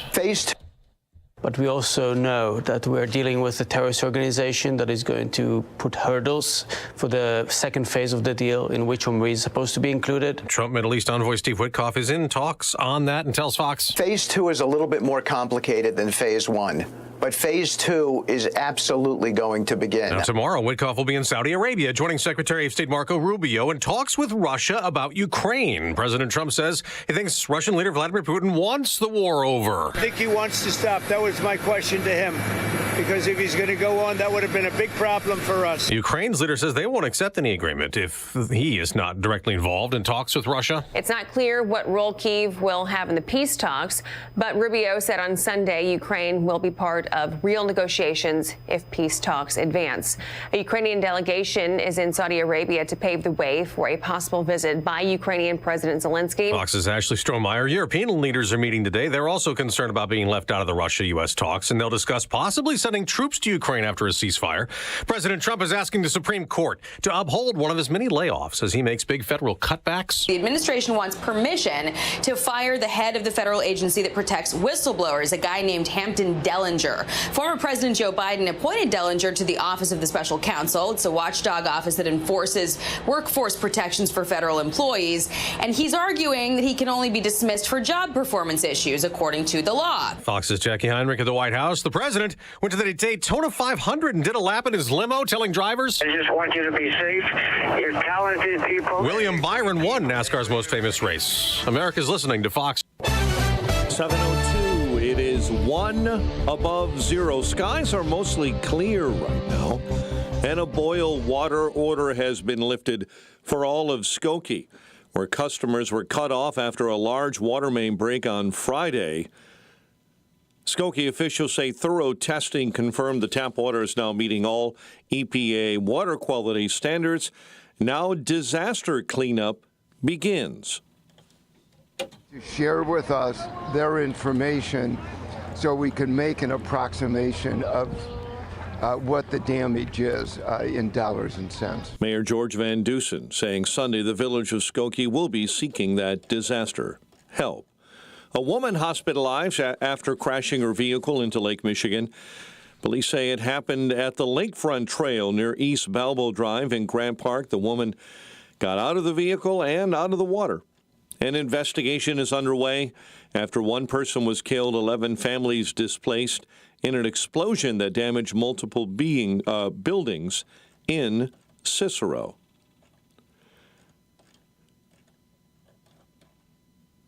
The number of business license approvals in Chicago fell to their second lowest level in more than a decade, leaving the start of the COVID-19 outbreak year of 2020 as the only time where fewer certificates were issued.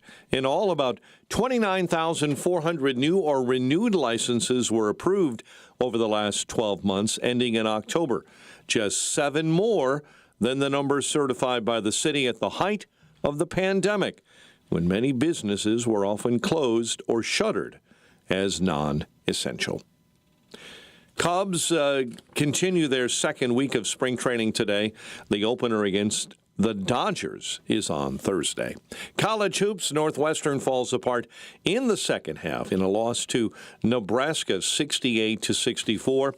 PGA Tour, Ludwig Aberg celebrating his second career tour victory, winning the Genesis at Torrey Pines. After a week off in Mexico, the tour heads to its Florida swing, starting in Palm Beach Gardens. The news, a service of quick delivery service. When you need reliable same-day delivery to clients, Quick Delivery will customize a logistics plan to pick it up and move it safely to its destination. Trust their 40 years of experience. Get a quote at quickdelivery.com. A check of traffic and weather on the way next on AM 560. On March 4th, President Trump will make his first address to a joint session of Congress of his new presidency. Mr. Speaker, the President of the United States. And AM 560 The Answer is throwing a watch party, and you're invited to join us for dinner at the Meridian Banquets and Conference Center in Rolling Meadows. Enjoy dinner before the speech, and then watch the speech with AM 560's Dan Proft, Amy Jacobson, and Sean Thompson. Tickets are on sale now at 560theanswer.com/watch. Sponsored in part by attorney Stephen A. Leahy at Opum Tax Advocates. Signature Bank is Chicago's fastest growing independently owned business bank. Your business and your money are in good hands with Signature Bank. I'm Dan Proft, and I know this because Signature Bank is my business bank. Hi, I'm Jason Zenger, owner of Zenger's Industrial Supply and host of the Making Chips podcast, and a proud customer of Signature Bank. Through rapid growth, acquisitions of competitors, and taking over from the previous generation, Signature Bank was there with us every step of the way. Recently, the team introduced us to FinRails AP, their proprietary system for accounts payable automation.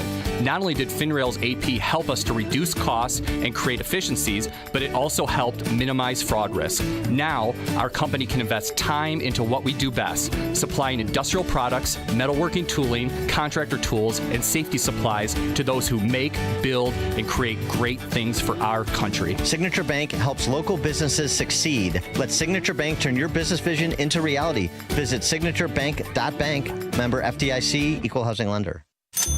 Seems everything costs more these days. Gas, groceries, and when's the last time you checked your wireless bill? Yikes. When it comes to big wireless, if you're staying, you may be overpaying. Switch to Consumer Cellular and get the same fast, reliable nationwide coverage without the big wireless bill. Plans start at just $20 a month, and that's not a short-term promo. But don't just take our word for it. Here's Jackie and Veronica, real customers. I didn't know that I could get something for a lot less money that was actually better than who I was with before. Anytime anybody complains about their cell phone bill, we say, you've got to check out Consumer Cellular. Our U.S.-based experts will get you switched and saving in about 20 minutes. Just call or click to see how much you can save today. Because when it comes to big wireless, if you're staying, you may be overpaying. Call 1-888-FREEDOM or visit ConsumerCellular.com. That's 1-888-FREEDOM or ConsumerCellular.com today. Real people pay to share their opinions in this ad. Plans include $5 credit for auto pay and e-billing. This is Carol Platt-Liebau for townhall.com. Elon Musk and the Department of Government Efficiency, or DOGE, have found truly scandalous examples of wasteful government spending. At the U.S. Agency for International Development alone, we funded everything from tourism in Egypt to sex changes in Guatemala. The Treasury Department handles millions of pre-approved payments every month automatically. Without an audit, no one knows whether any of these payments are mistakes.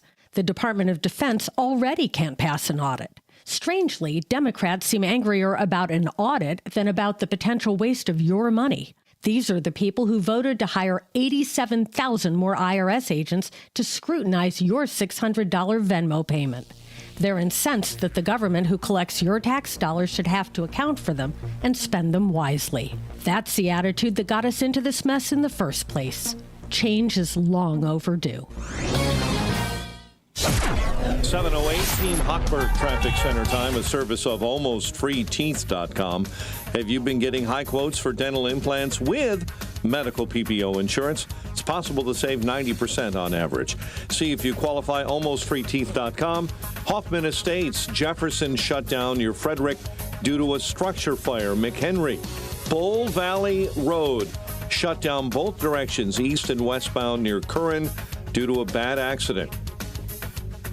Markham, an accident, Dixie Highway between 163rd and 159th. Disabled vehicle on the Tri-State, a left lane block northbound right before 159. Chicago's Morning Answer with Dan and Amy continues next. The AM 560 Weather Center forecast with Steve Williams. Mostly cloudy, very cold day today. The high at 11. Partly cloudy, breezy, cold night tonight with the low at -5. Cold day tomorrow, sun and high clouds. The high tomorrow at 13. Snow Wednesday, maybe an inch, high 13. I'm Steve Williams on AM 560. The Answer. Temperatures, a service of QC Kinetics. 2 above at O'Hare, 4 above at Midway, 2 below in Aurora. Your next news update is at 7:30. Chicago's Morning Answer continues next on AM 560, The Answer. Now, from the Signature Bank Studios, this is Chicago's Morning Answer with Dan Proft and Amy Jacobson on AM 560, The Answer.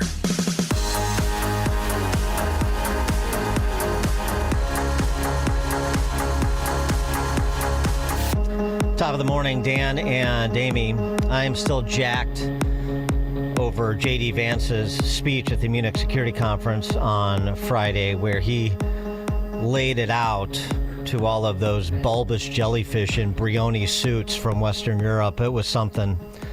And one of the things he said in reiterating the principles of a free society for all of those soft-handed leftists running around proclaiming themselves the great vanguards of democracies. Shutting people out of the process is how you lose a free society. Democracy, representative republic, call it what you want. Brief time in politics. Contrary to what you might hear a couple mountains over in Davos, the citizens of all of our nations don't generally think of themselves as educated animals or as interchangeable cogs of a global economy. And it's hardly surprising that they don't want to be shuffled about or relentlessly ignored by their leaders. And it is the business of democracy to adjudicate these big questions at the ballot box. I believe that dismissing people, dismissing their concerns, or worse yet, shutting down media, shutting down elections, or shutting people out of the political process protects nothing. In fact, it is the most surefire way to destroy democracy. And speaking up and expressing opinions isn't election interference. Even when people express views outside your own country, and even when those people are very influential. And trust me, I say this with all humor, if American democracy can survive 10 years of Greta Thunberg scolding, you guys can survive a few months of Elon Musk. But what German democracy, what no democracy, American, German, or European, will survive is telling millions of voters that their thoughts and concerns, their aspirations, their pleas for relief are invalid or unworthy of even being considered. Democracy rests on the sacred principle that the voice of the people matters. There's no room for firewalls. You either uphold the principle or you don't. Europeans, the people, have a voice. European leaders have a choice. And my strong belief is that we do not need to be afraid of the future. Embrace what your people tell you, even when it's surprising, even when you don't agree. And if you do so, you can face the future with certainty and with confidence, knowing that the nation stands behind each of you. And that, to me, is the great magic of democracy. It's not in these stone buildings or beautiful hotels. It's not even in the great institutions that we built together as a shared society. To believe in democracy is to understand that each of our citizens has wisdom and has a voice. And if we refuse to listen to that voice, even our most successful fights will secure very little. No firewalls. 312-642-5600, turnkey.pro answer line. They didn't seem to be in a jolly mood when he delivered that Greta Thunberg, Elon Musk riff. Some tumbleweeds rolled by. I mean, that was pretty much the entire 20 minutes of his speech is the assembled crowd sitting in stunned silence. Sometimes when they panned to the crowd, you saw smirks or eye rolls and so forth because he was telling that assemblage of Eurotrash what they did not want to hear. 312-642-5600 is our turnkey.pro answer line. You can also text us on that very same line. And so the response came swiftly. German Defense Minister Boris Pistorius responding to that essentially admonition that you have to let people speak their mind. Say your piece. That's what a free society tolerates. But democracy does not mean that a vociferous minority will automatically be right, and they cannot decide what truth is. It does not mean that anyone can say anything, and democracy must be able to defend itself against extremists that try to destroy it. I am happy to live in Europe, where this democracy is defended every day against its internal and external enemies. Oh, we're going to applaud that. Internal and external enemies, and ironically, Boris, how was that defended? By a vociferous minority who portends to speak the truth? I'm talking about the government bureaucracy, talking about foreign ministers. They're the repository of the truth? J.D. Vance said nothing about a vociferous minority being the sole province of the truth. But Boris Pistorius did. Make no mistake about it. That's the attitude of the central planner. That's the attitude of the authoritarian goon you heard from Pistorius. And it's papered over with all of this high-minded, reverential talk of democracy and protecting it from extremist, internal and external extremist threats. Well, what's an internal extremist threat to the Germans? Well, 60 Minutes had it. I mean, the German prosecutors say it out loud. It's not like this is in controversy. Somebody posts a meme that a German commissar just decides is racist, and you get raided. Boom. Right. And if you retweet that tweet, you could get arrested as well. You don't even have to author it or like it, just the fact that you retweeted it. That is not, Sounds familiar. And again, I mean, this is completely quotidian, but apparently not to most of Western Europe, at least the leadership. There's no need for free speech rights for people who offer only, and who is that, offer only intelligent, thoughtful, considered remarks. You don't need free speech protections for people with whom you agree. You need free speech protections, especially from the government, when there are government commissars with whom you disagree. That's the entire point, right? Is that this should be obvious, but it's not obvious to them, which is J.D. Vance's, which necessitated the scolding, if you will, that J.D. Vance offered Western Europe, and it was long overdue. Long overdue. I mean, how fragile are these people? Christoph Hugsen is a former German ambassador to the UN. He was the president of this installment of the Munich Security Conference.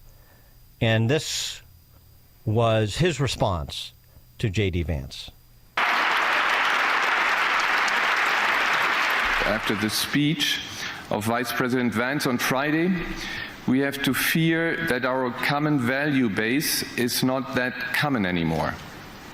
I'm very grateful to all those European politicians that spoke out and reaffirmed the values and principles that they are defending. No one did this better than President Zelensky. Let me conclude, and this becomes difficult. Is he crying?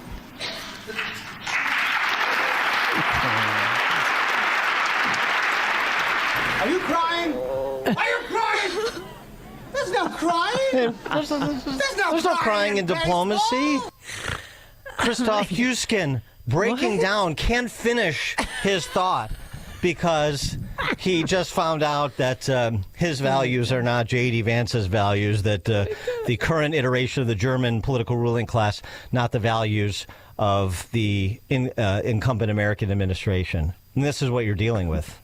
These are completely unserious people, except they have serious power.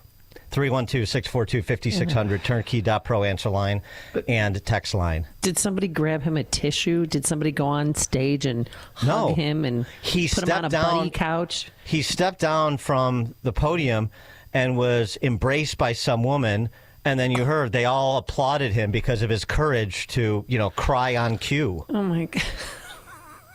And this is our ally, or these are our allies with respect to real threats to Western civilization from China and Iran and Russia.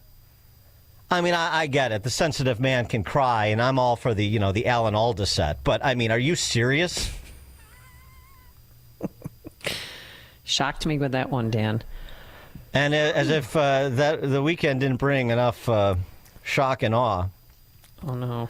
Marco Rubio, he's our Secretary of State, don't you know? He was on with Margaret. We have so much we want to get to. Brennan on Face the Nation, and she continues to sink to new lows of beclowning herself. This is an incredible statement that she makes in challenging Rubio over Vance's speech at the Munich Security Conference. Listen to the premise of her question. Well, he was standing in a country where free speech was weaponized to conduct a genocide. And he met with the head of a political party that has far-right views and some historic ties to extreme groups. The context of that was changing the tone of it.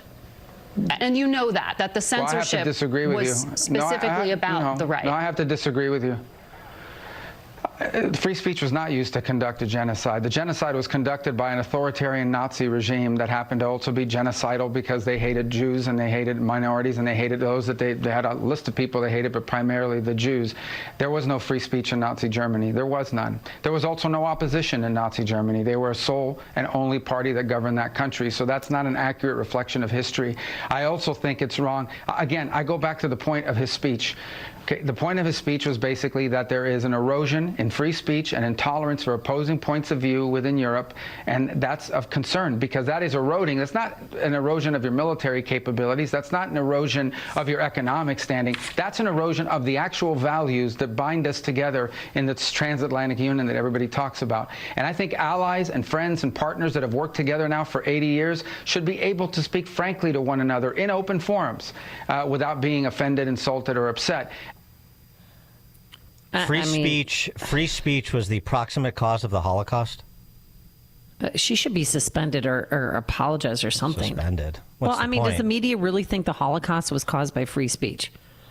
She does. David Harsanyi points out, well, not only did what Rubio said was true, David Harsanyi, our friend who writes over at National Review, I'm not sure what Brennan is talking about. Even Weimar Germany had hate speech laws and censorship. Nazis were regularly arrested. Press outlets were shut down repeatedly. All it did was bring Nazis attention and make them martyrs. No, free speech is not the cause of state-sponsored crimes, including genocides, purges. It's the absence of it. The absence of it. The repression of man's God-given rights, at least in our country, we understand this. God-given right to express himself, to say what he wants, and to believe what he wants. Yes, there are limitations, time, place, manner restrictions on speech in this country that are constitutional. Speech that turns into, that effectively becomes action. Yeah, I understand well, but that's not what we're talking about here. We're talking about speech that the commissars don't like. And for Margaret Brennan to make such a wildly ahistorical claim, I mean, that is something you would hear from a flack for Stalin or Pol Pot. It really never ceases to amaze me just how ignorant so many members of the press corps are in this country. They are just not informed. They are not intelligent. They have no ability to critically think. And Margaret Brennan is a case study in that. Bob and Carol Stream.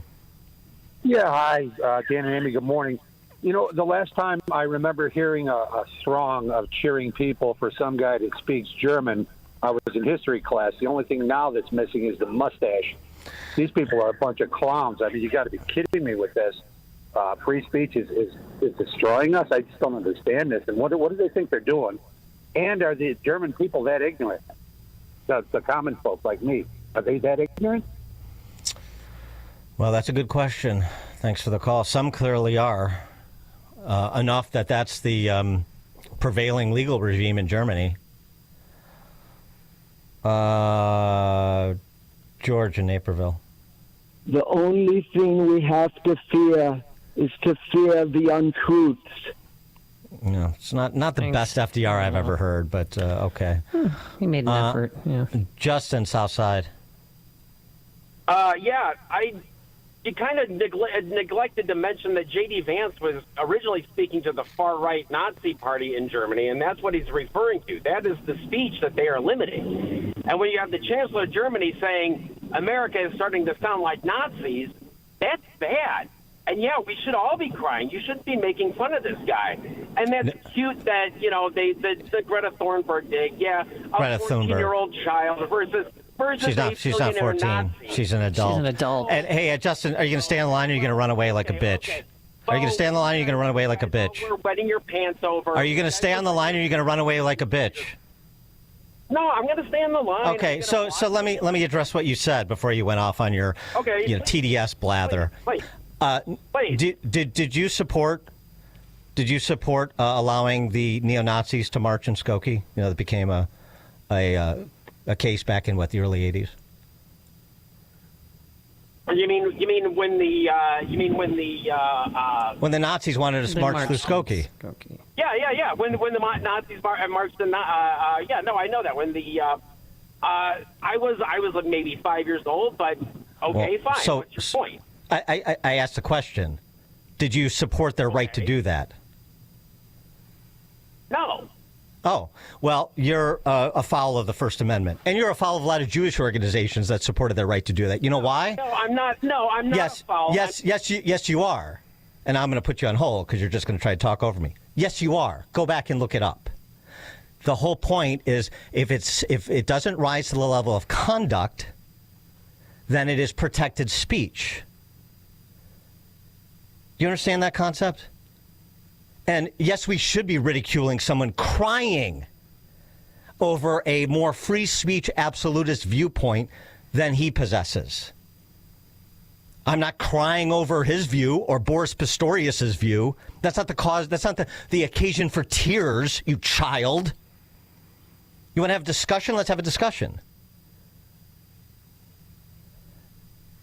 And so, yes, obnoxious speech. Hateful speech. And it's not just neo-Nazis. That's not what the German government is talking about. Did you see the 60 Minutes piece? Let me refresh your recollection. It's 6:01 on a Tuesday morning, and we were with state police as they raided this apartment in northwest Germany. Hier ist die Polizei, wir müssen bitte mal mit Ihnen reden. Inside, 6 armed officers searched a suspect's home, then seized his laptop and cell phone. Prosecutors say those electronics may have been used to commit a crime. The crime, posting a racist cartoon online. At the exact same time, across Germany, more than 50 similar raids played out. Part of what prosecutors say is a coordinated effort to curb online hate speech in Germany. And as to those prosecutors, insulting someone in public, that's a crime? Yeah. Is it a crime to insult somebody in public? Yes. Yes, it is. And it's a crime to insult them online as well? Yes. The fine could be even higher if you insult someone in the internet. Why? Because in internet, it stays there. If we are talking here face to face, you insult me, I insult you, okay, finish. But if you're in the internet, if I insult you or a politician, that sticks around forever. Yeah. The prosecutors explain German law also prohibits the spread of malicious gossip, violent threats, and fake quotes. If somebody posts something that's not true, and then somebody else reposts it or likes it, are they committing a crime? Yeah, in the case of reposting, it is a crime as well, because the reader can't distinguish whether you just invented this or just reposted it. That's the same for us. The punishment for breaking hate speech laws can include jail time for repeat offenders. Now, Justin, you want to respond to that? So fine. Online bullying is fine. You're okay with kids committing suicide over online bullying? You don't think any of that should be regulated? You're fine with unregulated bullying on children to the point where they commit suicide. Children. We're talking about adults. What is bullying? Give me a legal definition for bullying. I'm not a lawyer. I can't give you a legal definition. I'm not a lawyer. Right. You know it when you see it, Potter Stewart. You used to be a lawyer. You give me the legal definition, Danny. Well, Fucking legal. What's the legal definition? Did you say effing? We don't use profanity on these airwaves, Justin. Thanks for the call. I don't have a legal definition of bullying because I disagree with you using bullying. I mean, I disagree with the idea that bullying online is some sort of legal standard. It's not. It's completely open-ended, and it gives way to all sorts of illegal, unconstitutional infringements upon speech. That's the point. A racist meme? Let's say the meme in question in that one case that was mentioned in 60 Minutes, let's say it was racist. And let's say I would find it objectionable. There's all kinds of things I find objectionable that I don't think are an unconstitutional expression under the First Amendment. And I believe people interested in Western civilization should apply the norms that we have set in this country, inspired by our founders, in their own ways, in their own countries, in the direction of more, like Brandeis observed, right? The cure for speech you don't, paraphrasing, the cure for speech you don't like is more speech, not less. Bullying, disinformation, extremist, all these gooey standards that commissars erect to justify egregious, beyond unconstitutional, egregious, inhumane repression of their people. Do you know nothing about history? Bullying kids online. What does that mean? If I say, if a 14-year-old says another 14-year-old's haircut is stupid, then what should happen to him? What should happen to the 14-year-old? Name calling, children calling each other names, like we used to do in the playground before the internet. But you do it on the internet. Now it's a matter of criminal prosecution. Are you serious? That's the kind of society you want to live in? And you want to call yourself a proponent of living in a free society? You don't even understand the case law. You're right there, and you don't know anything about that's a seminal free speech case. The Nazis, the neo-Nazis wanting to march in Skokie. Seminal Supreme Court case. I mean, that's why Vance, and by all the other examples Vance brought up, in one after the other, a man silently praying to himself, impeding no one, and he's arrested and fined thousands of dollars in the UK because he's 200 meters or less than 200 meters from an abortion clinic. Silently praying to himself. That's a thought crime now in Britain. And of course, Vance went through the other. So many of the other examples of support for censorship and government using private cutouts to censor, to do things that it can't do itself on Twitter and Facebook with respect to COVID, with respect to all sorts of things. Well, and he needs to say that. It's Justin's comment, Justin here on this side of the Atlantic. It's his comment that should concern you. This is why J.D. Vance had to deliver those remarks. The audience was European citizens. It was also American citizens, because so many have the posture of Justin. If it's something that is coarse to my ears, then that person should be shut down, maybe arrested. Well, and he had to say it on a world stage to let people know we're not going to let this happen here, even though it has been happening here. And there are certain cases, but, I mean, Justin, the caller was so wrong just now.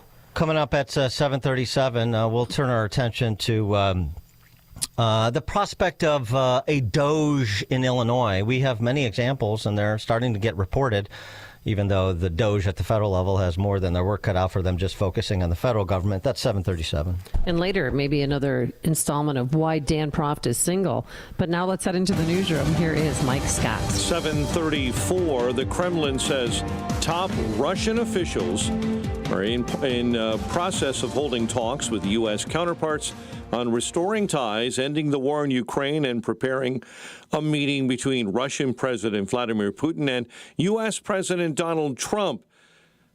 Meantime, the Russians are flying to the Saudi capital this morning to set up preliminary talks. The IRS reportedly set to lay off thousands of employees as soon as this week. Multiple media outlets are citing sources saying the IRS will be letting go of probationary workers. At least 10 are dead as a severe storm slams the southeast. Kentucky Governor Andy Beshear says President Trump has already approved a disaster declaration for the hardest hit areas. We've already seen over 1,000 rescues. That means there's 1,000 plus Kentuckians that are safe, primarily because of the swift water boat teams, as well as so many other responders that are out there. Meanwhile, at least one person was killed in Georgia by a falling tree. Torrential rain and strong winds left tens of thousands without power from Ohio to Mississippi. The boil water order has been lifted for all Skokie water customers after a large water main break on Friday. The Glenview Police Department mourning the loss of one of their own. Officer Robert Frick was killed in a crash Sunday morning along the 200 block of South Northwest Highway in Barrington. The 43-year-old officer was on his way to work when he was involved in that crash. Cubs continue spring training today. They have their opener against the Dodgers on Thursday. The U.S. clinched a berth in Thursday's Four Nations Hockey Championship game with a 3-1 thrashing of Canada. The news service of AlmostFreeTeeth.com. With medical PPO insurance, it's possible to save 90% off on average for dental implants. See if you qualify at AlmostFreeTeeth.com. A check of traffic and weather on the way next on AM 560. Charlie Kirk sees a president with a backbone. If Colombia was willing to risk their entire economy over a couple dozen migrants, that shows you how dangerous these people actually are. Gustavo Petro, the socialist who runs Colombia, is upset that he now has to take care of his own people. Guess what? Playtime is over. The Charlie Kirk Show. Afternoons at 1, right before Hugh Hewitt at 3 on AM 560. The Answer. Welcome back to Ask Hassellus. I'm Weston. What's your question? I'm sick of winter. When is spring coming? Today. Excuse me? Just purchase your new Beauty Rest, Serta Perfect Sleeper, or Sealy Posturepedic from Hassellus Mattress today, and we'll give you a free box spring. Okay, but I'm asking about the arrival of spring. Oh, that's easy. It arrives tomorrow. What? Purchase your new Hassellus mattress today, and we'll deliver your free box spring tomorrow. Are you the store with no employees? Test our full line of Sealy Posturepedic, Beauty Rest, and Serta Perfect Sleeper without salespeople breathing down your neck, and save a ton of cash. How much? Others sell a Beauty Sleep by Beauty Rest Elm Cove B Queen mattress for $16.50, but the everyday Hassellus price is just $8.42. And we have way low pricing on Sealy Posturepedic and Serta Perfect Sleeper too. Plus a free box spring? Yes. Looks like spring's coming early this year. Open 9 to 9. Find your employee-free Chicagoland showroom at Hassellus.com. Attention. If you or your business is behind in filing your tax returns, or if you owe over $20,000 in back taxes to the IRS, please listen carefully. Going back and forth with the IRS can be stressful and confusing. The IRS doesn't joke around and will not stop their collection efforts. Don't let other companies charge you to pull transcripts. BC Tax will discreetly obtain your IRS transcripts free of charge. So, if you're tired of the IRS letters and would like to get a fresh start, BC Tax can help. Our team of tax professionals are making it easier than ever to settle tax problems for those who owe more than $20,000. We've helped thousands just like you. Call 800-214-3995 today to stop your tax problem from getting worse. Call 800-214-3995. That's 800-214-3995. Again, 800-214-3995.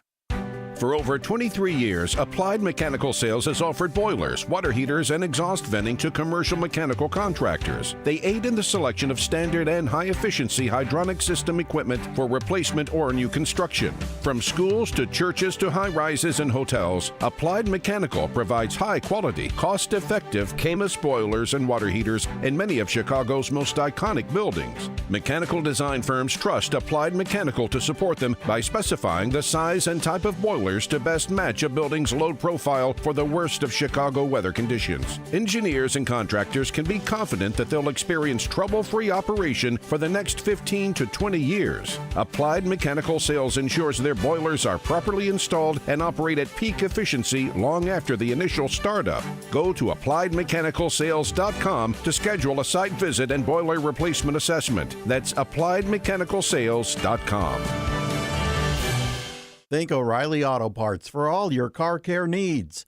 Get the parts and service you need fast from the professional parts people at O'Reilly Auto Parts. 7:40 Team Hochberg Traffic Center time, and this update is service of the Chicago Wolves.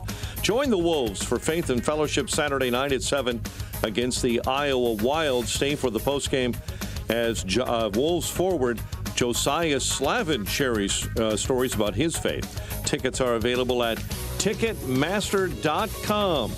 Kennedy inbound 25, O'Hare to the Burns Circle interchange. Skokie, you still have closures, even though the water is safe to drink. Roads are still closed due to that water main break, especially Prairie Road, north and southbound between Church and Gulf. Delays on Metra's BNSF inbound to Union Station. A crew shortage is causing problems. Chicago's Morning Answer with Dan and Amy continues next. Now your official Chicagoland weather forecast. Mostly cloudy, a high of 11 today. Partly cloudy and very cold overnight, a low of 5 below. Currently partly cloudy and 2 above. Your next news update is at 8. Chicago's Morning Answer continues next on AM 560, The Answer. Now, from the Signature Bank Studios.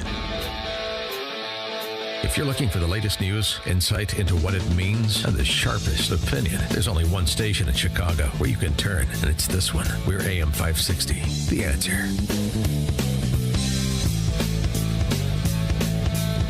Top of the morning, Dan and Amy. Since the Chicago and Springfield political press corps would never contemplate doing something like this, the newspaper group with which I'm affiliated is doing an Illinois Doge series. Oh. The first installment at ChicagoCitywire.com, which I'll post on X. Profiles. The purpose of the series is to profile nonprofit organizations receiving state of Illinois tax dollars to provide services the state also provides. NGOs, our local NGOs. You know, it's fun to talk about what is coming out of USAID and where it's going. How about your dollars here locally, since this is, well, especially when you include property taxes, probably the preponderance of the taxes you pay right here locally and at the state level as compared to federally. The profile in the first installment, the Indo-American Center in Chicago. The Indo-American Center bills itself as the oldest South Asian organization in Chicago, founded 35 years ago. Its founders, they say, include individuals from India, Pakistan, Bangladesh, Nepal, Bhutan, Sri Lanka, and the Maldives, who provide immigration assistance. Oh, that's nice. Yeah. How does one assist? But I'm sure we'll find out. Well, let's talk about the budget for a second. A little over $2 million in 2022. Okay. About half of that revenue came from government grants.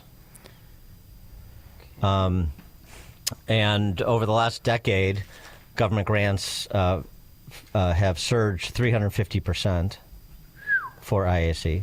I wonder why that is. In 2022, so this is the last year for which IRS filings are publicly available, the 990s.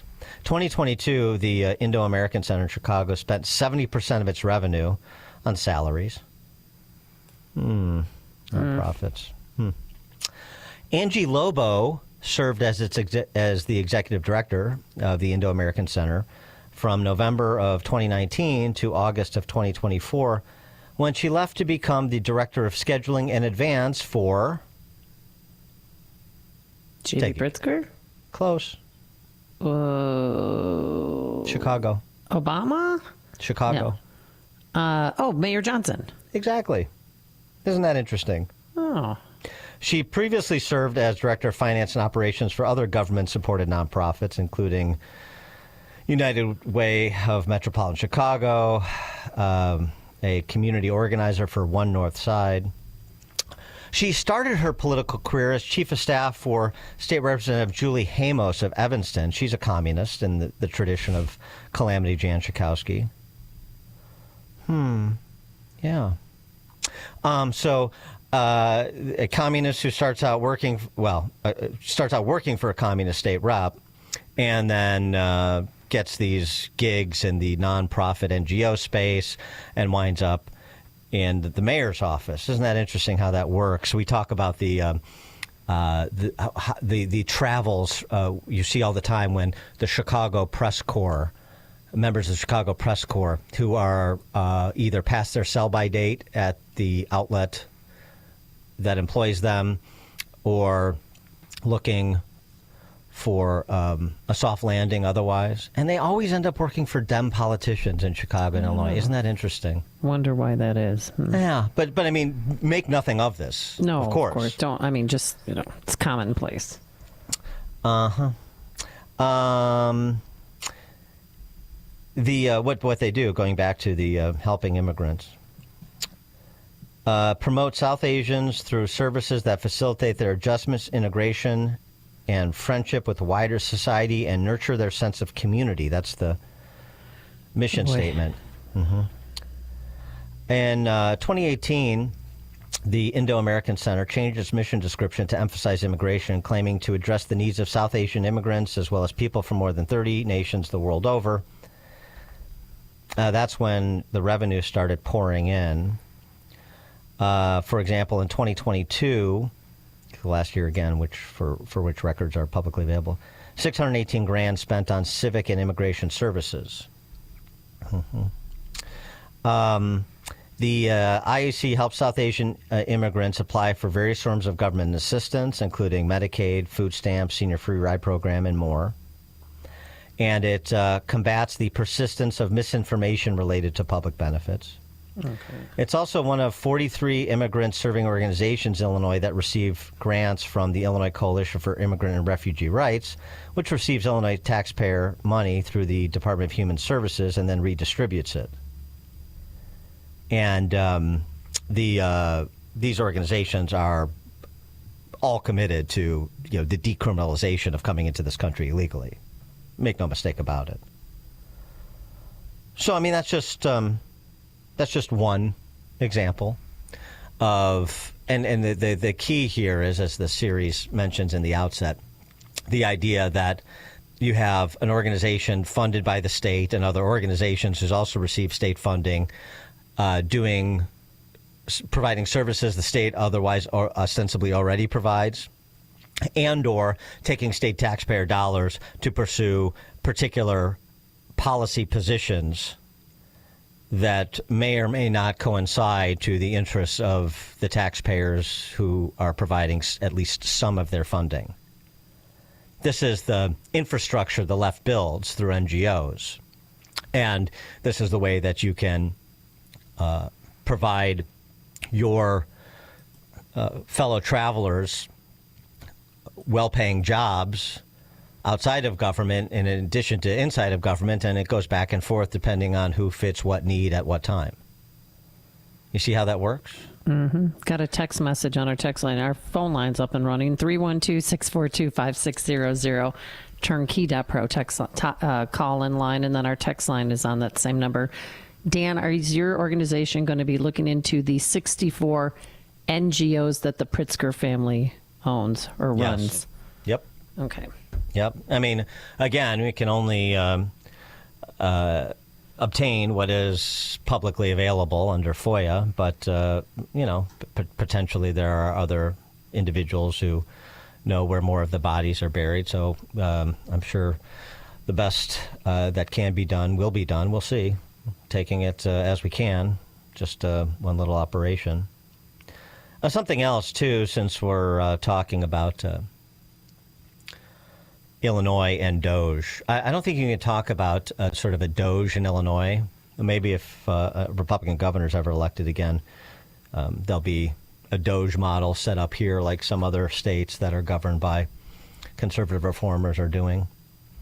But I noticed this tweet from Jason Meisner, who's a reporter for the Chicago Tribune.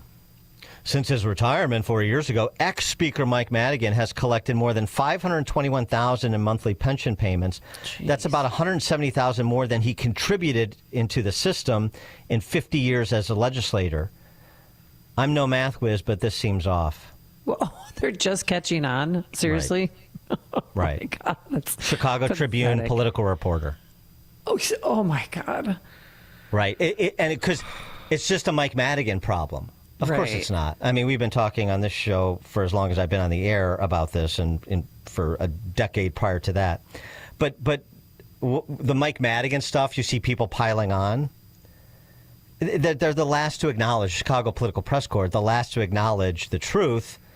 They only do so when it affords them the opportunity for some cheap moralizing so they can pretend to be on the side of the taxpayers as opposed to being exposed yet again for the ruling class flacks they truly are. Oh, yeah. Isn't that outrageous? Mike Madigan bad. So that's an outrage. He put 521 grand out in 4 years after only putting 170 grand in. That's everybody. You do the math, yeah. That's the defined benefit government pension system in Illinois. Are they going to look into Ed Burks next? How about looking into people who are not so unpopular, who are not federal inmates? I tweeted this out 2.5 years ago. What? Let me hear. Pat Quinn, when he was thinking about running for mayor. Quinn contributed $190,000 to his pension. His first year out of office, he collected $129,000. He'll collect $3 million in his lifetime if he lives to, average life expectancy. Right. 190 grand in. He got 129 grand out in year one. So he's going to get more than he put in midway through year two.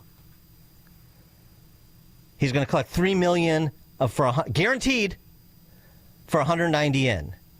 And you want to talk to me about Mike Madigan? It's such a cheap misdirection. Like, hand-wringing. Somebody get Mike Madigan's pension. All of these. I mean, I know people listening to this show know this because we have people like Ted Dabrowski at WirePoint on. We've gone through this. They've done all the research. There are 140,000 government workers in Illinois receiving a salary or pension exceeding $100,000. And obviously those receiving a salary exceeding $100,000 are going to be receiving a net present value pension in the millions, at least until the pension funds capsize. I just go through top 10 K through 12 educator salaries and pensions. Let's just do the pensions.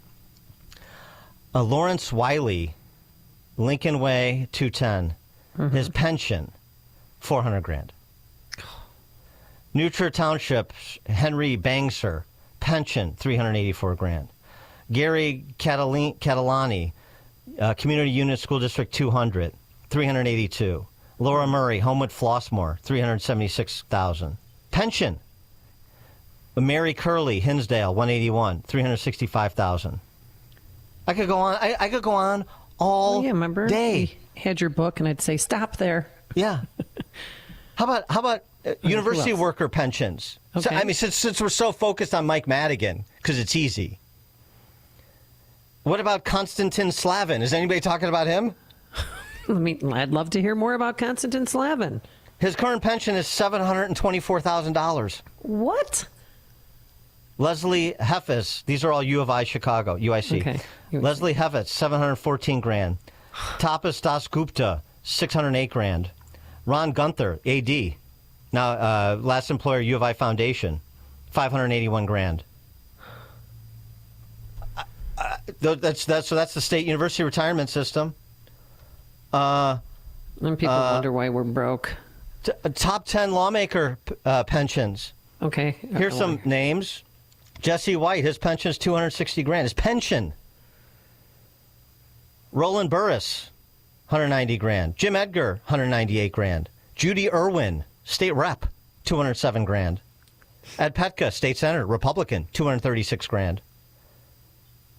Emil Jones, $185,000. Oh, my God. Dan Rutherford, $167,000, Republican. I mean, But do you blame him from taking it or for taking it? It's not that. I mean, these are the rules of the game that we collectively set up. Mm-hmm. They play by the rules. These are the benefits. I mean, it's the system is unconscionable. How do you have people making $65,000, the median salary, median household income, family of four in this state, round numbers, maybe it's a little bit more. Let's say it's 70. But making 70, you know how hard it is to save, making $70,000 a year? Especially to build up a 401k that doesn't, number one, provide guaranteed returns. Number two, doesn't automatically compound the way that government pensions do in this state. I mean, there are 22,000 teachers in the state of Illinois, almost 23,000, with pensions over $100,000. So, yeah. Tell me more about Mike Madigan. Kevin in Austin, Texas. Dan, I think a place to find some things is the community development block grants, CDBG money. Yeah. That the feds give to the cities, and then the cities dole that out to different nonprofits for training programs that never find anybody a job. But I think that's where you find a lot of things. All the nonprofits that are on the teat of government and how they get paid. I think you find a lot of stuff there. Community development block grant money is absolutely a ripe source. Yes, very good point. Thanks, Kevin. Yeah, Dan and Amy, Chicago's Morning Answer. It's like a hot, steaming cup of information to start your day. It's Chicago's Morning Answer on AM 560. The Answer. There is a place in northern Illinois that people have come from all around the globe seeking treasure. It's amazing. I didn't know what to expect, but when I got there, I was surrounded by all kinds of gold and silver. An actual place where you're surrounded by treasure? I've known that gold and silver were a good investment, but I really didn't want to buy it through the mail. At Fox Valley Coins, I basically walked in, picked out what I wanted, paid cash, and walked out with gold and silver. Walk in with paper and walk out with actual gold and silver bars. For decades, Fox Valley Coins has traded paper dollars for actual gold and silver. They buy and sell. The treasure map is available at foxvalleycoins.com. They are on Route 59, 1 light north of I-88 in Naperville, Illinois.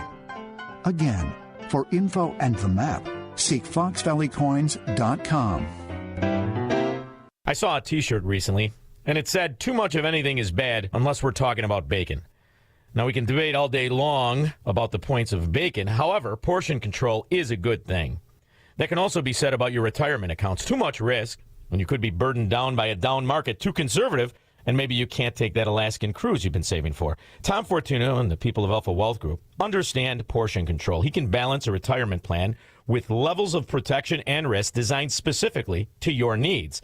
And if you don't want risk at all, he can do that as well. Just simply call for a free discovery meeting. You can call him today at 630-864-6711. That's 630-864-6711. You may not find that right balance between a pound of bacon and a pound of kale, but you can find the balance between worrying about your retirement and enjoying your retirement. Find out for yourself by giving Tom Fortuno a call at 630-864-6711 or online at alphawealthgroup.com. Come on with this, people. Move it! Did you really think you could make that company deliver yourself? Oh, I cannot handle any more traffic. You could be getting much more done at your place of business. I've wasted 45 minutes and now this place is gonna close. Time is money. Let Quick Delivery Service take on the traffic hassle for you. They'll deliver almost anything, from large pallets of materials to important documents, or both. No forms, no labels, no scanning. Just tell Quick Delivery Service where it's going, they'll pick it up, and get it to your destination quickly. Your cargo delivery is tracked in real time with GPS. Notifications are delivered right to your inbox. Visit QuickDelivery.com. That's QuickDelivery.com. Or you can deliver like this. Seriously, another train? Or get your delivery there on time with QuickDelivery.com. or call 847-534-2244. 847-534-2244. AM 560, The Answer. All right, coming up on Chicago's Morning Answer. At 8:08, we'll talk to University of Chicago law professor Richard Epstein about how Trump is proceeding in draining the swamp. What are his views on the approach being taken, as well as his review of J.D. Vance's defense of free speech and free thought in Munich. That's all at 8:08. Today it's going to be cold, a high maybe of 11 with sunshine possible. It's now 8 a.m. WIND Chicago. They call it an emergency meeting. I'm Dave Anthony, Fox News. European leaders gathering today on how to deal with the U.S. concerned about being left out of American and Russian talks on ending the war in Ukraine. And Fox's Alex Hogan reports they'll discuss Washington's shifting priorities, efforts to bolster defense spending, and the big question of sending troops to Ukraine after a ceasefire. British Prime Minister Keir Starmer, in an op-ed, indicated for the first time that the UK could send British peacekeeping troops to Ukraine, writing in part, any role in helping to guarantee Ukraine's security is helping to guarantee the security of our continent. Secretary of State Marco Rubio is in Saudi Arabia, where tomorrow he'll lead the U.S. in talks with Russia on the war in Ukraine, as President Trump pushes Russia's leader Vladimir Putin to negotiate. I think he wants to end it, and they want to end it fast. But Ukraine's president says he won't accept any deal to stop the war if he's not directly involved in talks. Russia has freed an American who was arrested earlier this month, accused of drug smuggling. This after last week's prisoner swap freed detained American Mark Fogel. Today marks 500 days since Hamas staged that terror attack in Israel, triggering the war in Gaza. We are cautiously optimistic that we can still see Omri home soon. But Moshe Levi tells Fox they are fearful Hamas may not set his brother-in-law Omri free if the ceasefire agreement with Israel falls apart. Now, a ceasefire with Hezbollah in Lebanon is also shaky.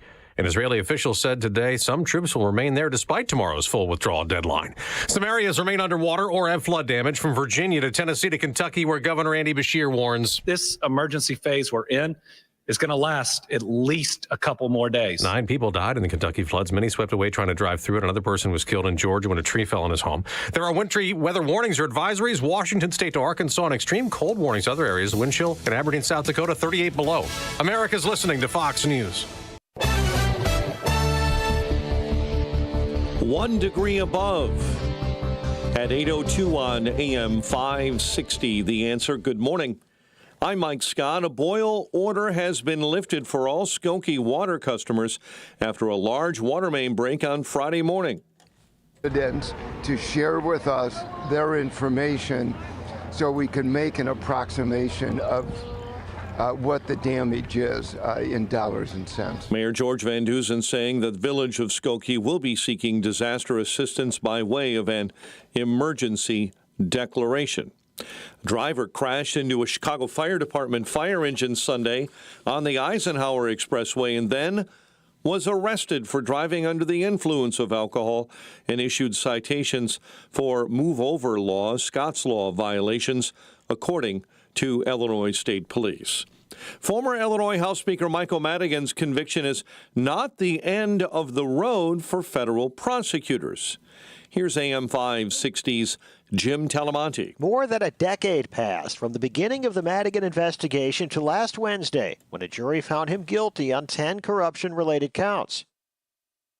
Acting U.S. Attorney for the Northern District of Illinois said enormous amounts of time and resources went into investigating and prosecuting the Madigan case. The federal government is out there, and we're actively looking for leads, and we're committed to pursuing any sort of public corruption lead that comes our way. Pasquale was asked if the Madigan verdict might finally get the message to politicians who commit corrupt acts. Is there ever a really quantifiable way of figuring out crime that is deterred, crime that is not committed? Leaders from the Chicago offices of the FBI and the IRS joined Pasquale in announcing Madigan's conviction. I'm Jim Talamonte. The Cubs begin their second week of spring training today. The opener against the Dodgers is on Thursday. Big Ten College Hoops, Northwestern fell to Nebraska 68-64. It's 8:04, time For the AM 560 Business Beat, a service of Signature Bank. Visit signaturebank.bank for all your commercial banking needs. Now, the latest from the Fox Business Network. I'm Elizabeth McDonald, and this is the Fox Business Report. Bain Capital is no longer pursuing Fujisoft. The U.S. private investment firm had been locked in a bidding war with rival KKR over the Japanese software company that's valued at over $4 billion. Anglo American said it will retain 20% stake in its platinum business after its planned demerger this summer. The London-based miner said it still plans to sell the remainder of its retained shares over time. Elon Musk's startup xAI is set to release its Grok 3 chatbot today. The Tesla CEO calling it the smartest AI on Earth that is stronger than any other competing model out there. xAI is scheduled to perform a live demonstration at 8 p.m. Pacific time. And the markets are closed today in observance of President's Day. And that's your Fox Business Report. I'm Laura Cantor, invested in you. AM 560 News Time is 8:05. A check of traffic and weather on the way next on AM 560.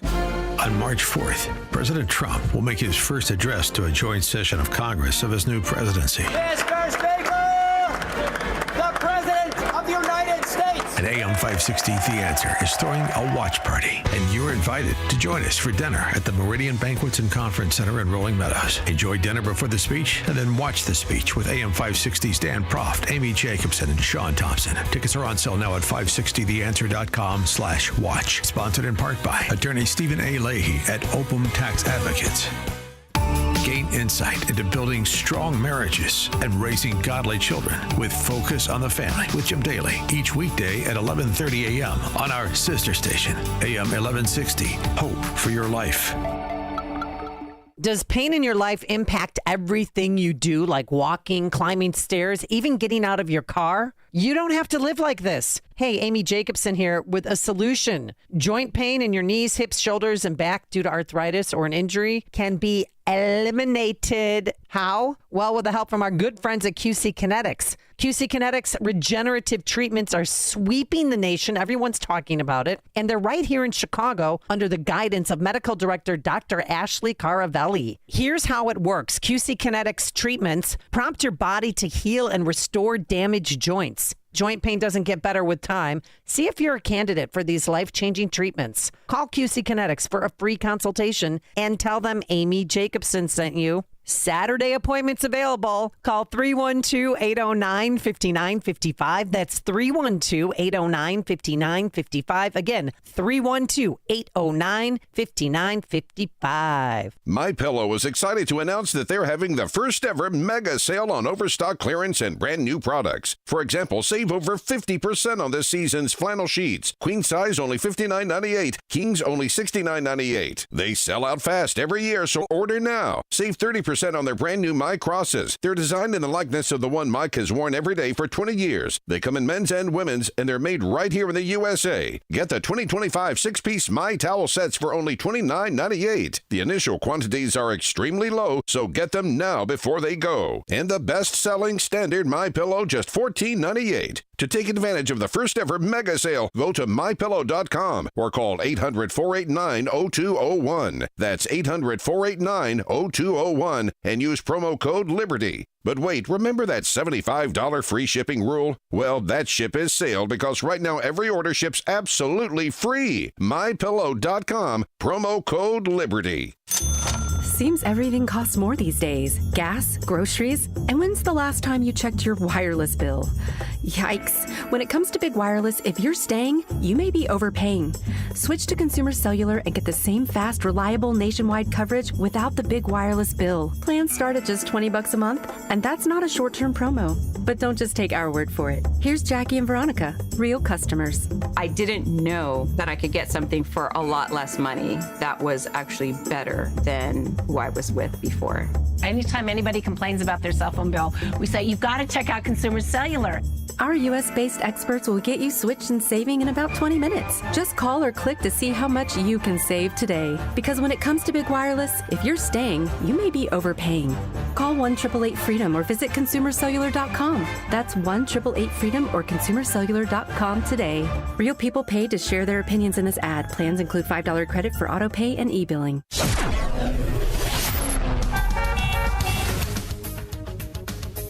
8:09, and let's get an update on the roads.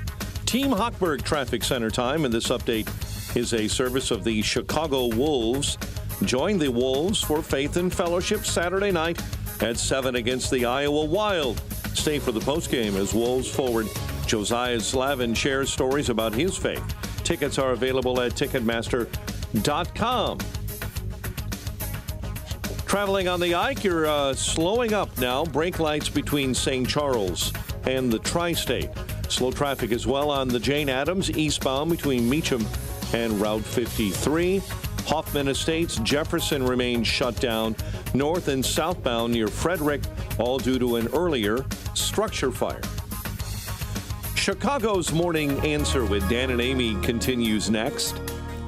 AM 560 Weather Center forecast with Steve Williams. Mostly cloudy today, cold one, the high at 11. Partly cloudy, breezy, very cold night tonight with the low at -5. Sun and clouds, cold tomorrow, the high 13. Clouds and frigid snow on Wednesday, according to an inch, high 13. I'm Steve Williams on AM 560, The Answer. Partly cloudy, 2 above at O'Hare, 4 above at Midway. Your next news update, 8:30. Chicago's Morning Answer continues next on AM 560, The Answer. Now, from the Signature Bank Studios, this is Chicago's Morning Answer with Dan Proft and Amy Jacobson on AM 560, The Answer.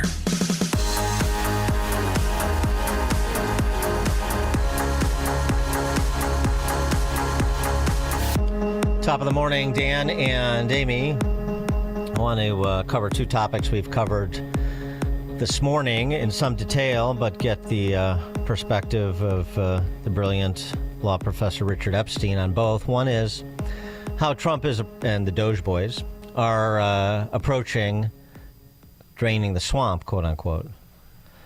60 Minutes profiled 2 USAID workers. They turn out not to be actual employees, but communications consultants. But regardless, this is the portion of the program where you have the D.C. Press Corps rally around any displaced federal worker or federal contractor to tell their tale of woe and sensationalize what's actually happening. And that's what these 2 individuals did. Take a listen. Scott Pelley providing the narration. People are really scared. I think that, 12 days ago, people knew where their next paycheck was coming from. They knew how they were going to pay for their kids' daycare, their medical bills, and then all gone overnight. All gone overnight for Christina Dry and Adam Dubard, fired this month in the chaotic shutdown of foreign aid distributed by the U.S. Agency for International Development, USAID. More than 8,000 USAID employees were sent home by the administration. They're not looking for competency. They're not looking for if you're good at your job. They're looking for pure loyalty tests. And if you don't give it, you will be punished. And they had to leave the building. And these are folks who had decades and decades of public service serving USAID across administrations, from, George Bush to Obama to the first Trump administration. And they were never able to walk back in the building again. There was no process? No one explained to them why they were being relieved? To my knowledge, they received an email, and then if they didn't leave the building, they were escorted out of the building. So one is in conflict with the other, it seems to me. On the one hand, the dude says you had to take some sort of loyalty test or issue some proclamation of loyalty to Trump or something like this. Really? And on the other hand, you have the female you just heard from saying, no, 8,000 people just got an email saying you have to be out of the building by 3. So which is it? there was never an opportunity to declare your loyalty, right? Because it wasn't about loyalty. It was about reducing the size of the agency, bringing it under the purview of the State Department, and reconsidering much of the money that was flowing through USAID and out to the rest of the world. So it has nothing to do with loyalty tests. That's just the sensationalization of the issue that outlets like 60 Minutes platform, isn't it? And one of our listeners texted us, Dan and Amy, those USAID former employees on 60 Minutes were never employees. They were communication consultants, but never employed by USAID. Professor Richard Epstein, James Parker Hall Distinguished Service Professor Emeritus of Law and Senior Lecturer at the University of Chicago, joins us. Professor Epstein, thanks for being with us. Appreciate it. Yeah, let me talk about this thing because I think it's a really very, very difficult problem. Anybody who was familiar with the operations of the Biden administration knew that what they did from top to bottom throughout the organization was to impose various kinds of DEI requirements that had nothing whatsoever to do with merit, and they were all kind of litmus tests that required royalty or other things. So what the Biden administration would do is say, we'll give you a grant, but you have to agree to have certain quotas, join unions, and all the rest of that stuff. And it was all quite unconstitutional and quite unconscionable. Trump has gone too much in the opposite direction. I was just speaking yesterday with one of my good friends who's a distinguished professor of ophthalmology at Johns Hopkins University, who basically does all sorts of work you want to do, and when you put a 15% requirement on indirect costs with no notice, it threatens to shut down good as well as with bad. So my view about it is I disagree with you, Dan. I think there was a loyalty test. Well, what was it? The loyalty test wasn't done by asking you to sign something. The loyalty test was to look down the ranks and to figure out who you're going to fire and why. The difficulty with all of this is there are so many ongoing clinical trials, for example, many of which are conducted overseas because there aren't enough patients in the United States to fill the rocks with significant numbers of activities and so forth, and they're shut down in mid-course. If you actually look at WHO and you look at USAID, unfortunately, they're desperate mixed drags. There's some really good stuff going on in both of those places and some really bad stuff that's going on. And so the problem about Trump is that he moves too quickly. Now, there are two issues here on the legality. Well, wait a second. Wait. On the loyalty test, I'm unclear. What they do is they figure out who they want to fire, and then they fire them. Well, I don't. You don't have to ask them any questions. You know who they are. Well, I understand, but I have some skepticism about reviewing the employment history, the employment files of 8,000 people. It seems to me what they did is say, we need to get this agency from this big to this big and focus on a few programs that we perhaps support and let Rubio and his team administer the agency. Look, I agree with that as a matter of principle, but I mean, this stuff is really exceedingly complicated. I should tell you, I spent a lot of time when I was at the University of Chicago doing legal medical stuff at the university and with the medical school, and it's an absolute hodgepodge of things one way or another. The only way you can do it is you have to look at least program by program. So I'm extremely nervous about all of this in terms of the way it's going on. What I do is I have no doubt whatsoever that the administration is correct when it says you want to put in an application going forward for don't tell us what your DEI credentials are. We're going to ignore that. And that's exactly the right thing to do. But now let me put the question to you. Suppose somebody wants to study, and they're conservative like me, they want to study income disparities and the impact they have on access to health care. It's a perfectly legitimate topic. And so what I'm worried about, I just don't know what they're cutting and why. And let me put it to you in another way, because on this one I don't agree with you, is there's no public explanation as to the tests that are used as to why people are fired and the programmatic situations that they want to keep alive. What Trump did, and I thought he was right about this, he said, look, this birthright stuff is completely wrong. Remember, he did say that, and I backed him 100%. But he also said, I'm not doing this retroactively. I'm only doing this with stuff going forward. And that's a much better way to start thinking about this with USAID. What you say is, going forward on the grants, these are the parameters that we want to have. And what's going to happen with continuing clinical trials and stuff like that, the presumption is that they will continue. The other thing I want to mention is I'm also in favor of having an indirect cost formula for universities that is simply a percentage of the grant given to individual professors. But 15% is not a realistic number. It may vary from different kinds of programs because some of them have much more intensive requirements than others. But essentially, the norm would be probably something around 40 or 45% as opposed to 15%. Some of this could be made up by private donors, but not the number they have. And so, again, I mean, it's just too much of a blunderbuss. Now, mind you, Rubio has the authority to do this, I think, given the fact that he's in office. I don't think that you could say the same thing about Elon Musk. They're trying to put him into office by what they're doing is saying this is a specific task for a limited period of time, and so therefore we can make a temporary appointment. Well, you may. But this is not a specific task. But this is a general task to basically revolutionize government. But that's a key point you just made, though, that you think Rubio has the authority, and so you may disagree with the collective approach, but I mean, the philosophy seems to be, look, this agency is 4 times the size it needs to be. I agree with funding PEPFAR and maybe this program and that program or those clinical trials, but we're going to start sort of over. We're going to start with the basics, and then we'll build out from there if there are other programs worthy of additional funding. And we don't need 12,000 people to do that. What is wrong with reducing first and then expanding from a base of sort of core programs? You have to reduce the right programs. And that's and the problem about USAID, as you just mentioned, is that many of the programs there are quite rotten, but there are many which have been extremely valuable. I mean, when they were pulling the heartstrings, I was told the same thing, that there's a certain amount of accumulated expertise by people who are relatively neutral who've been able to survive under this, and friend and foe received the axe at the same time. Well, that's why it wasn't a loyalty test. That's why it wasn't a loyalty test. What? That's why it wasn't a loyalty test, because, people that served in the Trump 1.0 still got axed, because it's not about your loyalty to the administration. It's about reducing the scope of government. What I mean by that is the question of, I disagree again. I think, in effect, what happens is if somebody inside the administration said something that was anti-Trump, I think they would be likely to be caught. I don't know this. And so that's the whole point about all of this, is let me make my point in a slightly different fashion. There's no transparency about the way the most dramatic changes have taken place.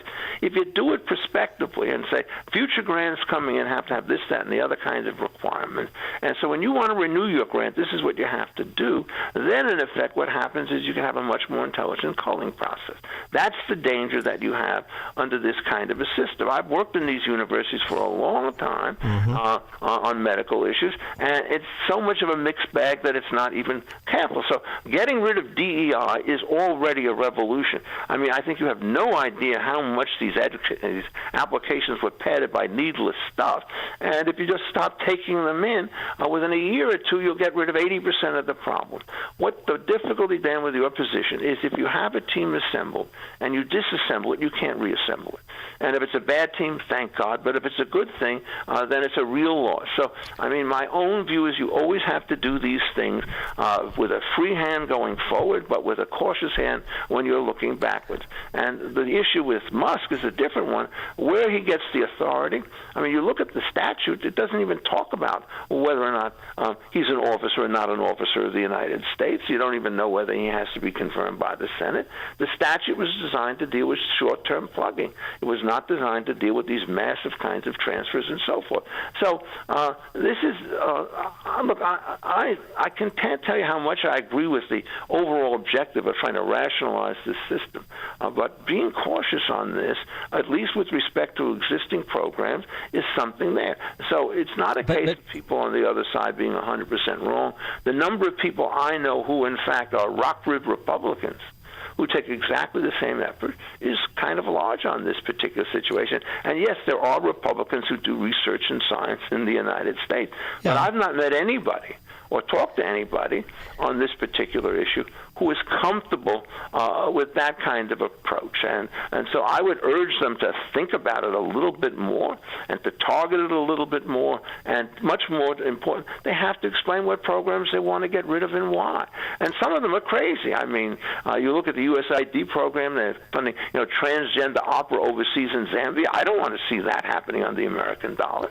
But on the other hand, if you're trying to figure out how you're going to get rid of childhood diseases in Zambia by getting the right kind of nutrition to these kids, that's something I think that's worth going forward. And let me say one other thing. I also work with an organization, much too far known for my taste, American Jewish World Service. And when they go overseas, they are absolutely scrupulous about making sure that the programs they're going to invest with will make fair for the health and welfare of the children. And that's exactly what you have to do. Some of these programs do this, some of them don't. And you need. But don't you think? But that's not putting America first. I mean, if you help children in foreign countries before you're helping Americans first, I mean, that's what people voted for. That's what people wanted.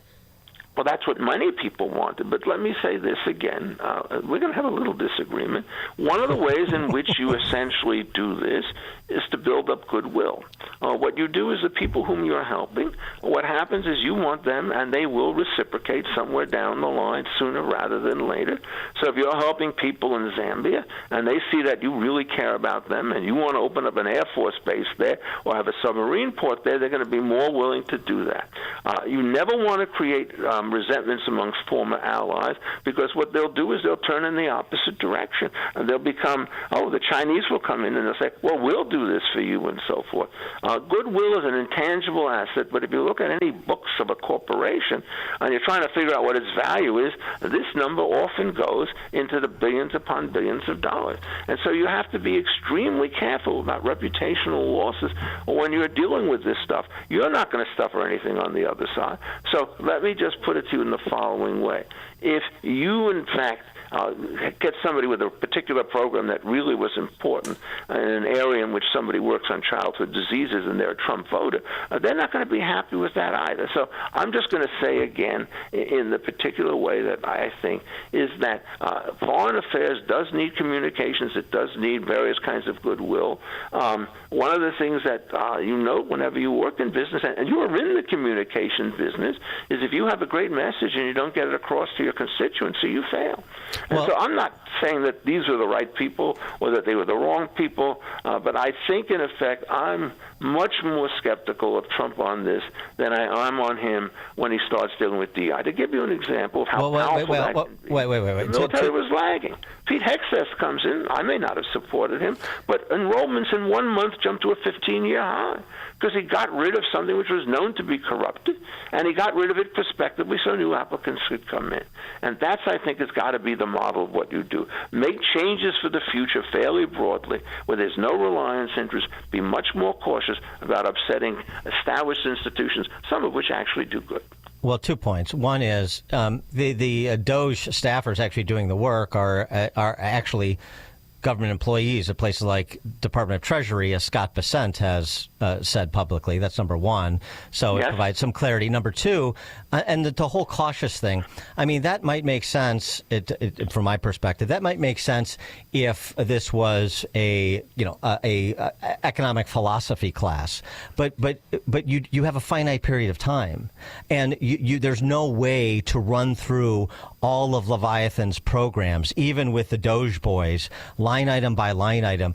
To me, the better approach within the power that you concede the executive branch has is to reduce to a base, and then if you want to slightly expand by having to justify some of the programs that were cut or new programs and the new prospective guidelines, that's fine. But we have to get to the cuts first, otherwise we never will. Well, I don't think that, because remember, these grants typically revolve themselves on 2 or 3 year cycles. And so essentially the first year you've gotten rid of 1/3 of the rot by simply going forward. These are not long-term programs that are funded. They're short-term programs that are funded for several years. But what happens is, and if they are somewhat longer-term programs, they're clinical trials. And clinical trials often need 4 or 5 years to work. If you want to do a clinical trial on a vaccine, which is necessary for some childhood disease, what you have to do is to fly for at least 5 to 7 years to get it done. That's not just the government. That's the way Merck and every other private the company does with respect to that. So I think that if you get the wrong programs, it could be fatal. And that's what they're doing. Now, let's take a compromise position, because I'm always generous, right? What we do is we don't look at every individual program. We start looking at groups of programs that deal with particular conditions. And we say, well, this one is dealing with a childhood disease that really matters, and this other program turns out to be frivolous in one way or another.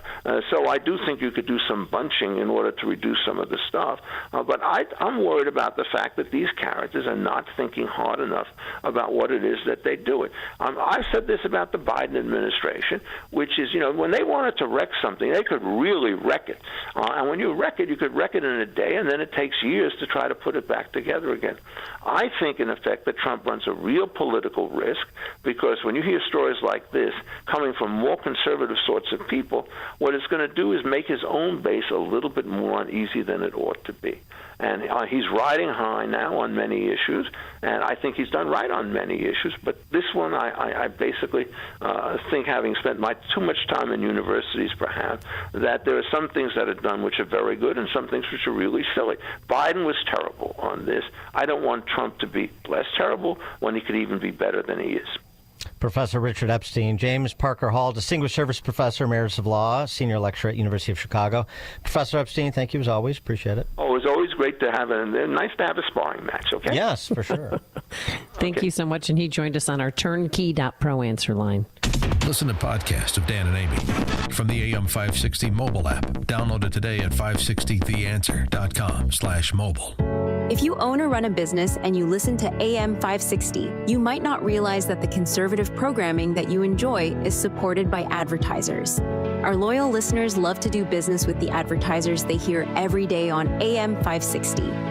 Now, it probably won't surprise you that there are some businesses who avoid advertising with us because they don't like what we do here.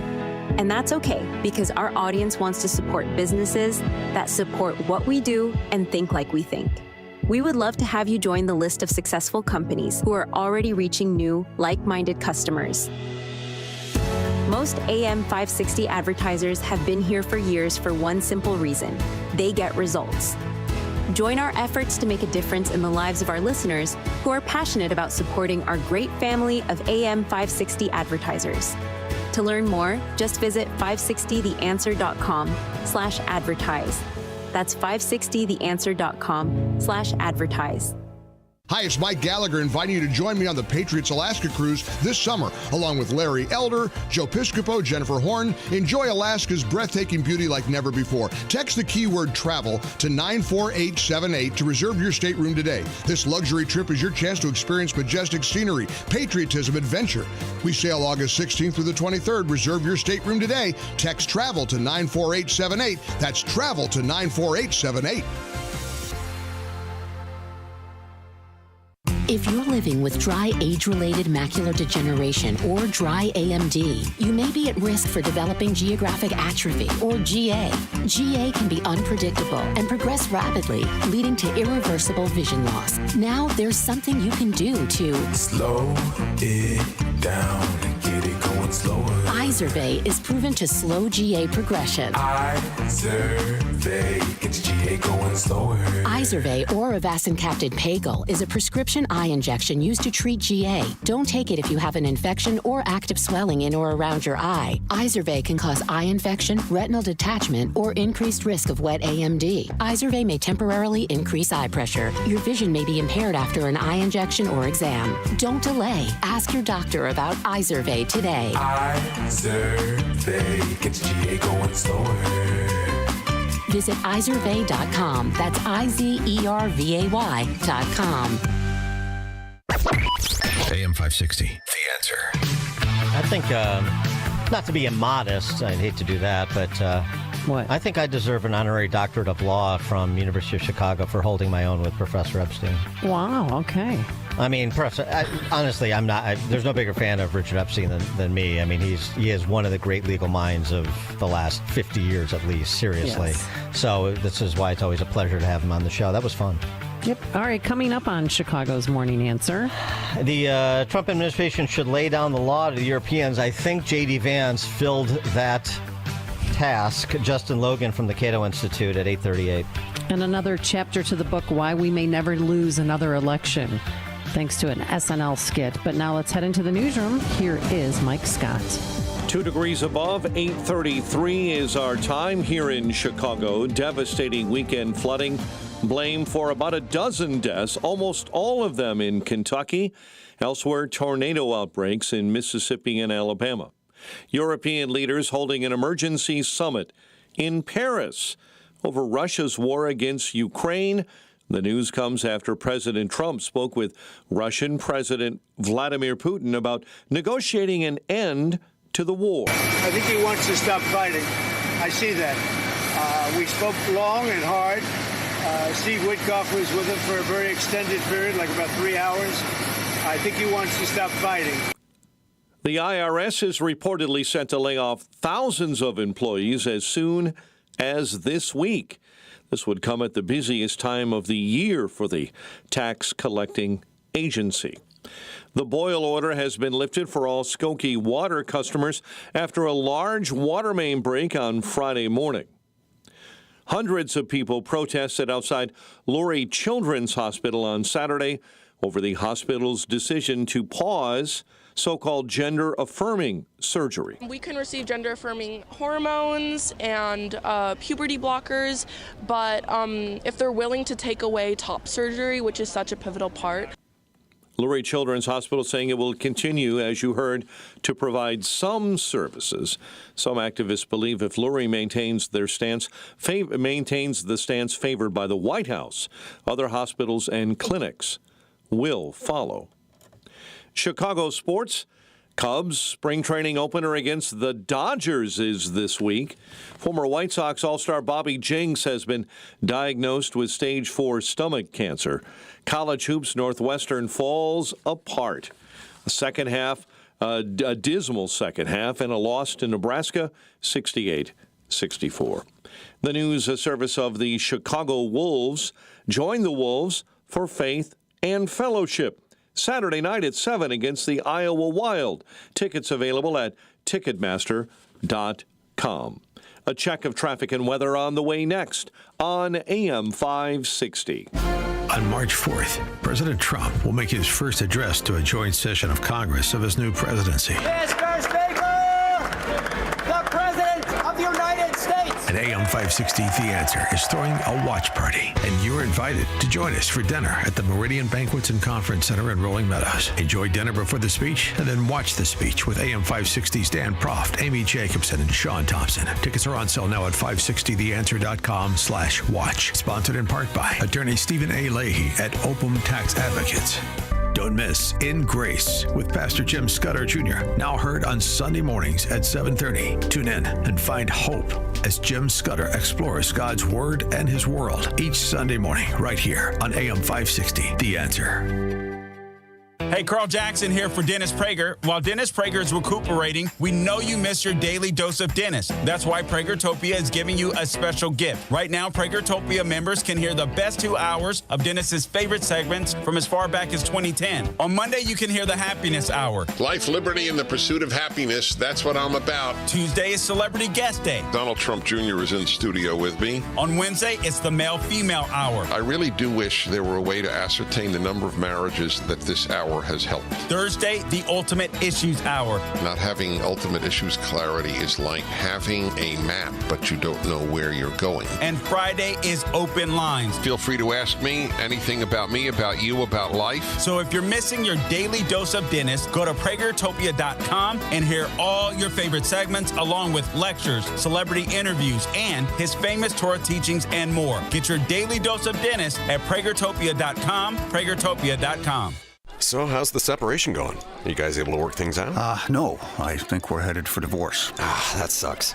Gonna be an expensive legal battle? Well, no, that's one thing we agree on, actually. Arbitration. Arbitration?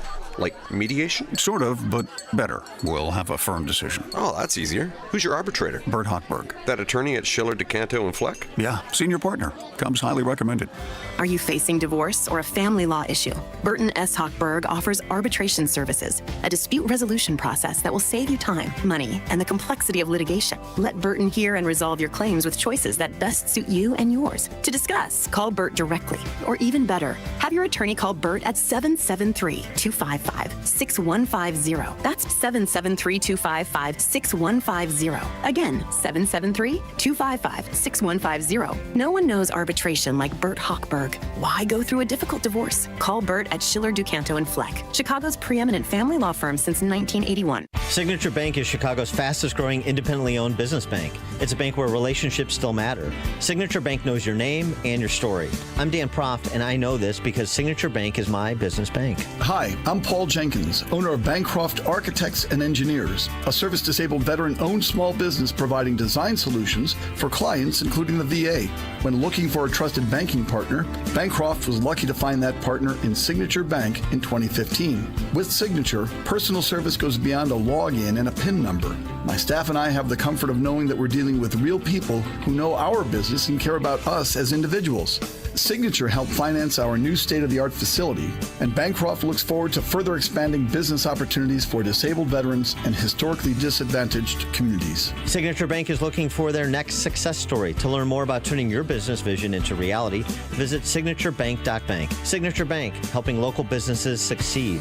Member FDIC, Equal Housing Lender. This hourly segment is sponsored by TJ Stearns Financial Planning. Certified financial planner Tim Stearns holds a weekly discussion of the financial challenges to secure retirement. Listen Saturday at noon for Protect and Grow with Tim Stearns. 8:39. Team Hochberg Traffic Center time, a service of Robert Half. Robert Half research indicates 9 out of 10 hiring managers are having difficulty hiring. Robert Half is here to help. Recruiting professionals who use proprietary AI to connect businesses with highly skilled talent. Visit roberthalf.com today. Stop and go on the outbound Kennedy between Lawrence and Sayre. Bishop Ford, stop and go inbound Cottage Grove into the Dan Ryan. McHenry, Bull Valley Road east and westbound shut down between Curran and Draper, all due to power lines after an accident draped across the roadway. Chicago's Morning Answer with Dan and Amy continues next. AM 560 Weather Center forecast. Cloudy and 11 today, partly cloudy, very cold, low -5 overnight. Currently 2 above, mostly sunny at O'Hare, 4 above at Midway, 0 in Aurora and DuPage Airport, 5 above along Chicago's lakefront with a wind chill of -11. Your next news update is at 9. Chicago's Morning Answer continues next on AM 560, The Answer. Now, from the Signature Bank Studios. If you're looking for the latest news, insight into what it means, and the sharpest opinion, there's only one station in Chicago where you can turn, and it's this one. We're AM 560, The Answer. Top of the morning, Dan and Amy. We've talked about it quite a bit this morning because it is required. J.D. Vance's speech at the Munich Security Conference on Friday, where he laid it out in no uncertain terms to the European blob members in attendance. Vance, as the Wall Street Journal opined, basically telling Europeans if they expect Americans to defend Europe for the sake of democracy, Europe needs to be recognizably small d democratic. Yeah. Brief time in politics. Contrary to what you might hear a couple mountains over in Davos, the citizens of all of our nations don't generally think of themselves as educated animals or as interchangeable cogs of a global economy. And it's hardly surprising that they don't want to be shuffled about or relentlessly ignored by their leaders. And it is the business of democracy to adjudicate these big questions at the ballot box. I believe that dismissing people, dismissing their concerns, or worse yet, shutting down media, shutting down elections, or shutting people out of the political process protects nothing. In fact, it is the most surefire way to destroy democracy. And speaking up and expressing opinions isn't election interference. Even when people express views outside your own country, and even when those people are very influential. And trust me, I say this with all humor. If American democracy can survive 10 years of Greta Thunberg scolding, you guys can survive a few months of Elon Musk. But what German democracy, what no democracy, American, German, or European, will survive is telling millions of voters that their thoughts and concerns, their aspirations, their pleas for relief are invalid or unworthy of even being considered. Democracy rests on the sacred principle that the voice of the people matters. There's no room for firewalls. You either uphold the principle or you don't. Europeans, the people, have a voice. European leaders have a choice. And my strong belief is that we do not need to be afraid of the future. Embrace what your people tell you, even when it's surprising, even when you don't agree.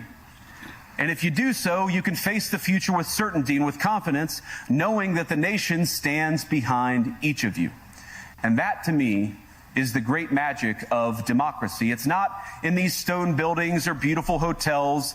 It's not even in the great institutions that we built together as a shared society. To believe in democracy is to understand that each of our citizens has wisdom and has a voice. And if we refuse to listen to that voice, even our most successful fights will secure very little. And those remarks drew literally waterworks from the chairman of the Munich Security Conference this year, former German ambassador to the UN, Christoph Heusgen. After the speech of Vice President Vance on Friday, we have to fear that our common value base is not that common anymore. I'm very grateful to all those European politicians that spoke out and reaffirmed the values and principles that they are defending. No one did this better than President Zelensky. Let me conclude, and this becomes difficult.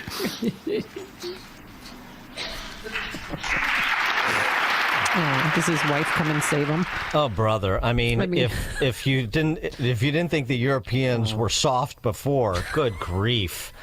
For more on this, Justin Logan, Director of Defense and Foreign Policy Studies at the Cato Institute, joins us. Justin, thanks for being with us. Appreciate it. Good morning. Your reaction to J.D. Vance's remarks? Yeah, I mean, look, the transatlantic alliance has held together for decades on the basis that there are shared values in addition to the shared interests. And I think Vance's speech and the response in particular of the German defense minister, who sort of got the vapors after this, illustrates that we have very fundamental differences with Europe, right? The Boris Pistorius, the German defense minister, came on after Vance and said, this is a loose paraphrase, democracy does not mean that vociferous minorities can decide what the truth is. It's sort of a weird philosophical statement. I thought about it for a minute, and I said, freedom absolutely means that each individual can decide what the truth is. They can even believe things that I think are untrue. That's the nature of freedom, right? I have very firm religious beliefs, and many of my neighbors vehemently disagree with those beliefs. We all have, our own beliefs, and that's the nature of freedom. And for them to say, we need the government to adjudicate what the truth is, I mean, if the past 5 or 6 years have shown anything, it's that we don't want to live in a society where the government can tell you what's true and what's not. And I think that idea of showing that the values shared between the United States and European countries, much less the EU, has been dramatically overstated. Yeah, no, I agree completely. And Pistorius, too. I mean, it might be useful for somebody to tell Pistorius. Have you ever considered what it would be like if you were part of that minority and the majority view as represented by the government was one that you didn't share? Would you want your ability to think and speak freely protected or not? I mean, it's remarkable. It's because it seems like this is such a rudimentary discussion we need to have, but it's one that evades the understanding of so many of these European leaders. Yeah, it is a truly, excuse me, sort of elite versus the masses situation over there.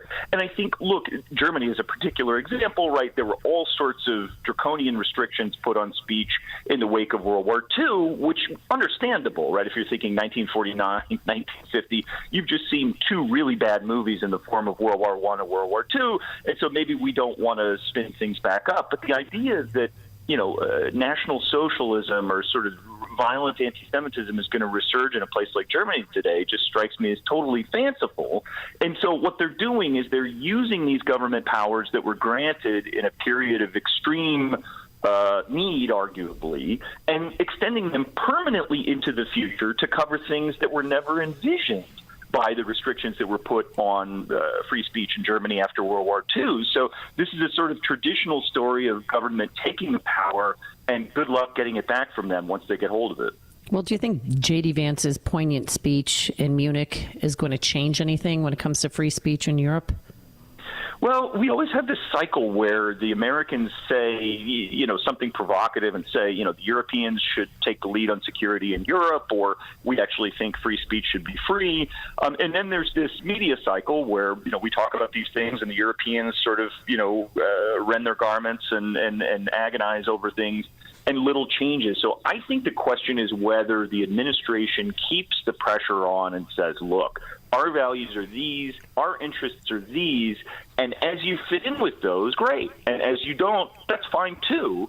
But we're not going to be sort of led around by the nose to be the permanent protector of Europe in an era where, American resources are scarce and American principles are not shared, certainly comprehensively, by states in Europe.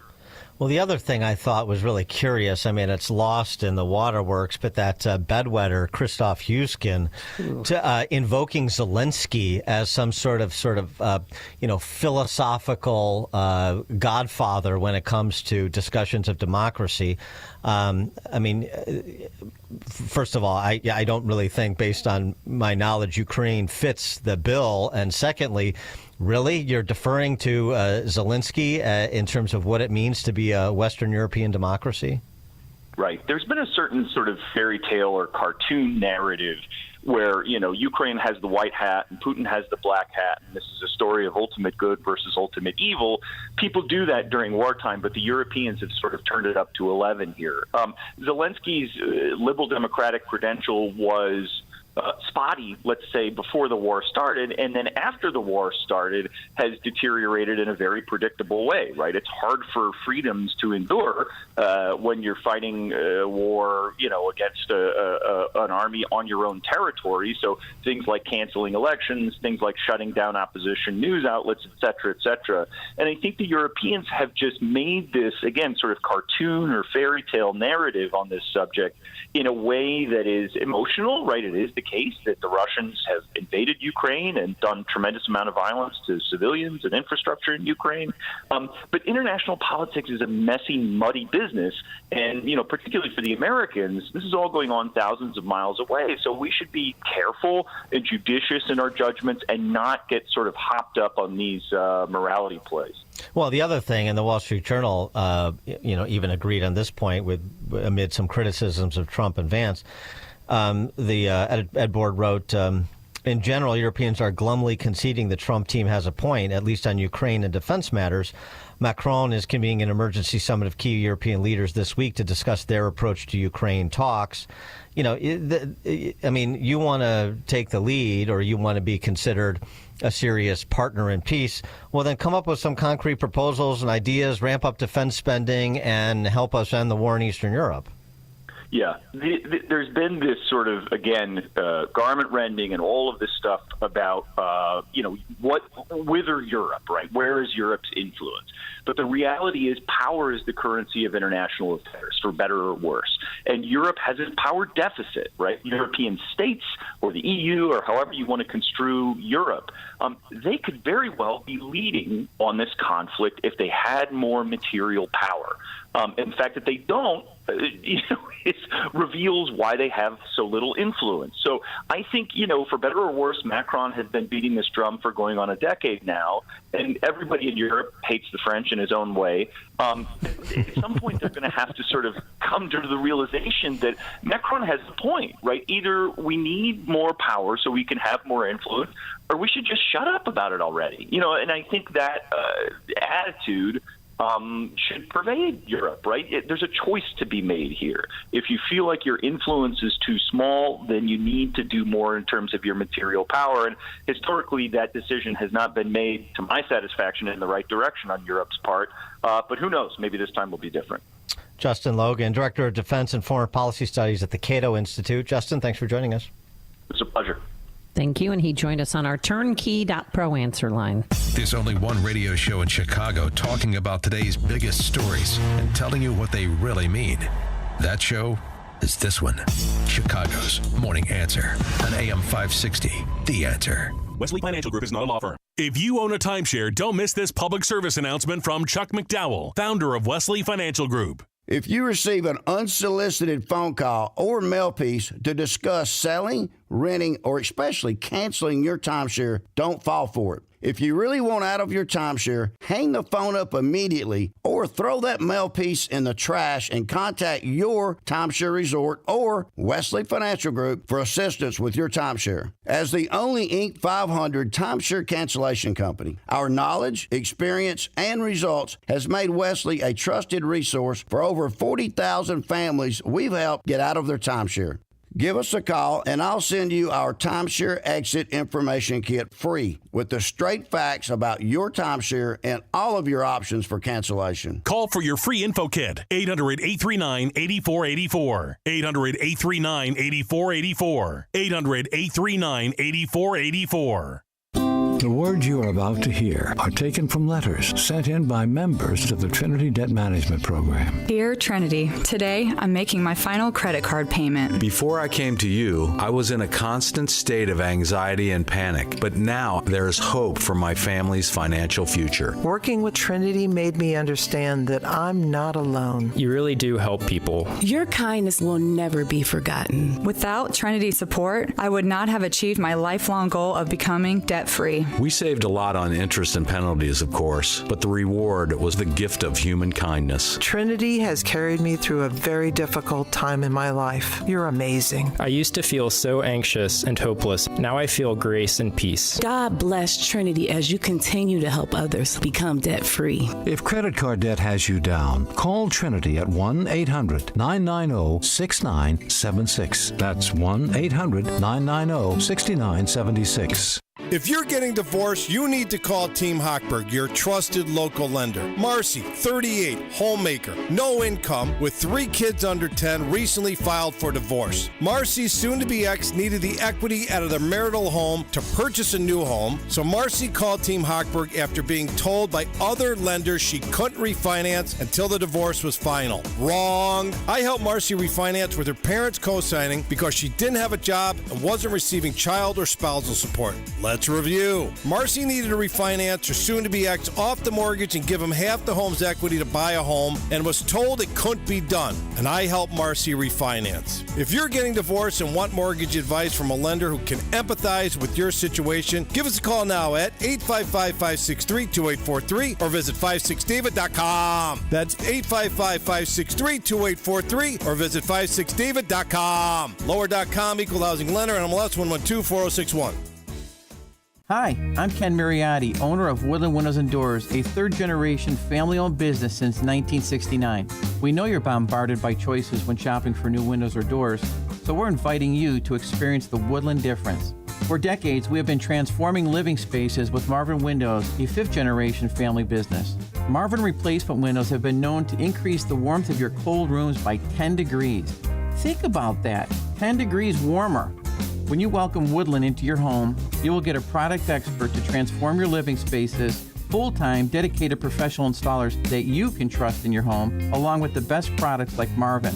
These are the reasons we're proud of our 5-star reviews and family legacy. No gimmicks, no pressure, and upfront pricing are why Woodland Windows and Doors is your trusted window and door expert in Chicagoland. Visit woodlandwindows.com to book your free in-home expert consultation. That's woodlandwindows.com, or stop by our showroom at the corner of Lake and Geary in Roselle. If you have unfiled taxes or are in debt to the IRS, this is important news. Did you know the IRS has programs specifically designed to help people struggling with tax debt? Powerful tax assistance programs that can save you thousands if you qualify. No one knows these programs better than the experts at Optima Tax Relief, America's most trusted tax resolution firm, A-rated by the Better Business Bureau. Their award-winning team of tax attorneys and licensed professionals have resolved over $1 billion of tax debt for their clients. One call to Optima can start the process, helping to end your worries about wage garnishment, asset seizure, and other IRS actions. Make sure you're getting the best options to solve your tax problems. Call the experts at Optima today for a free confidential consultation. Call 800-965-1433. 800-965-1433. 800-965-1433. Optima Tax Relief.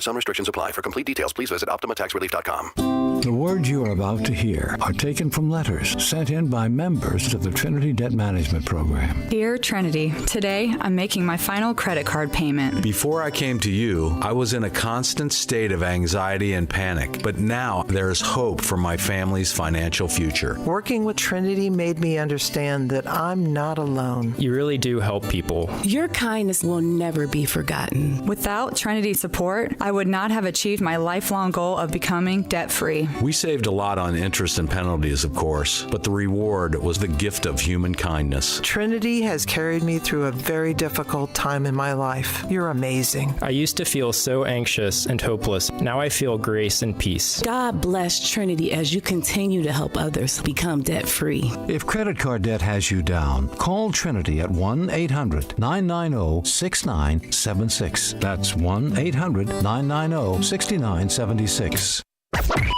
AM 560, The Answer. All right, boss, anything to add? Left it all in the field. Okay.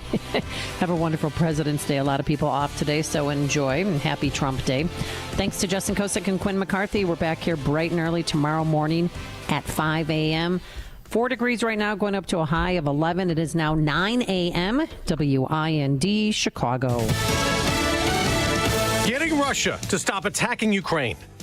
I'm Dave Anthony, Fox News. That is the goal of talks set for tomorrow. Fox's Ryan Schmelz details. Secretary of State Marco Rubio will meet with the Russian delegation during his trip to Saudi Arabia Tuesday. He'll be joined by President Trump's national security advisor, Michael Waltz, and special envoy Steve Witkoff. Now,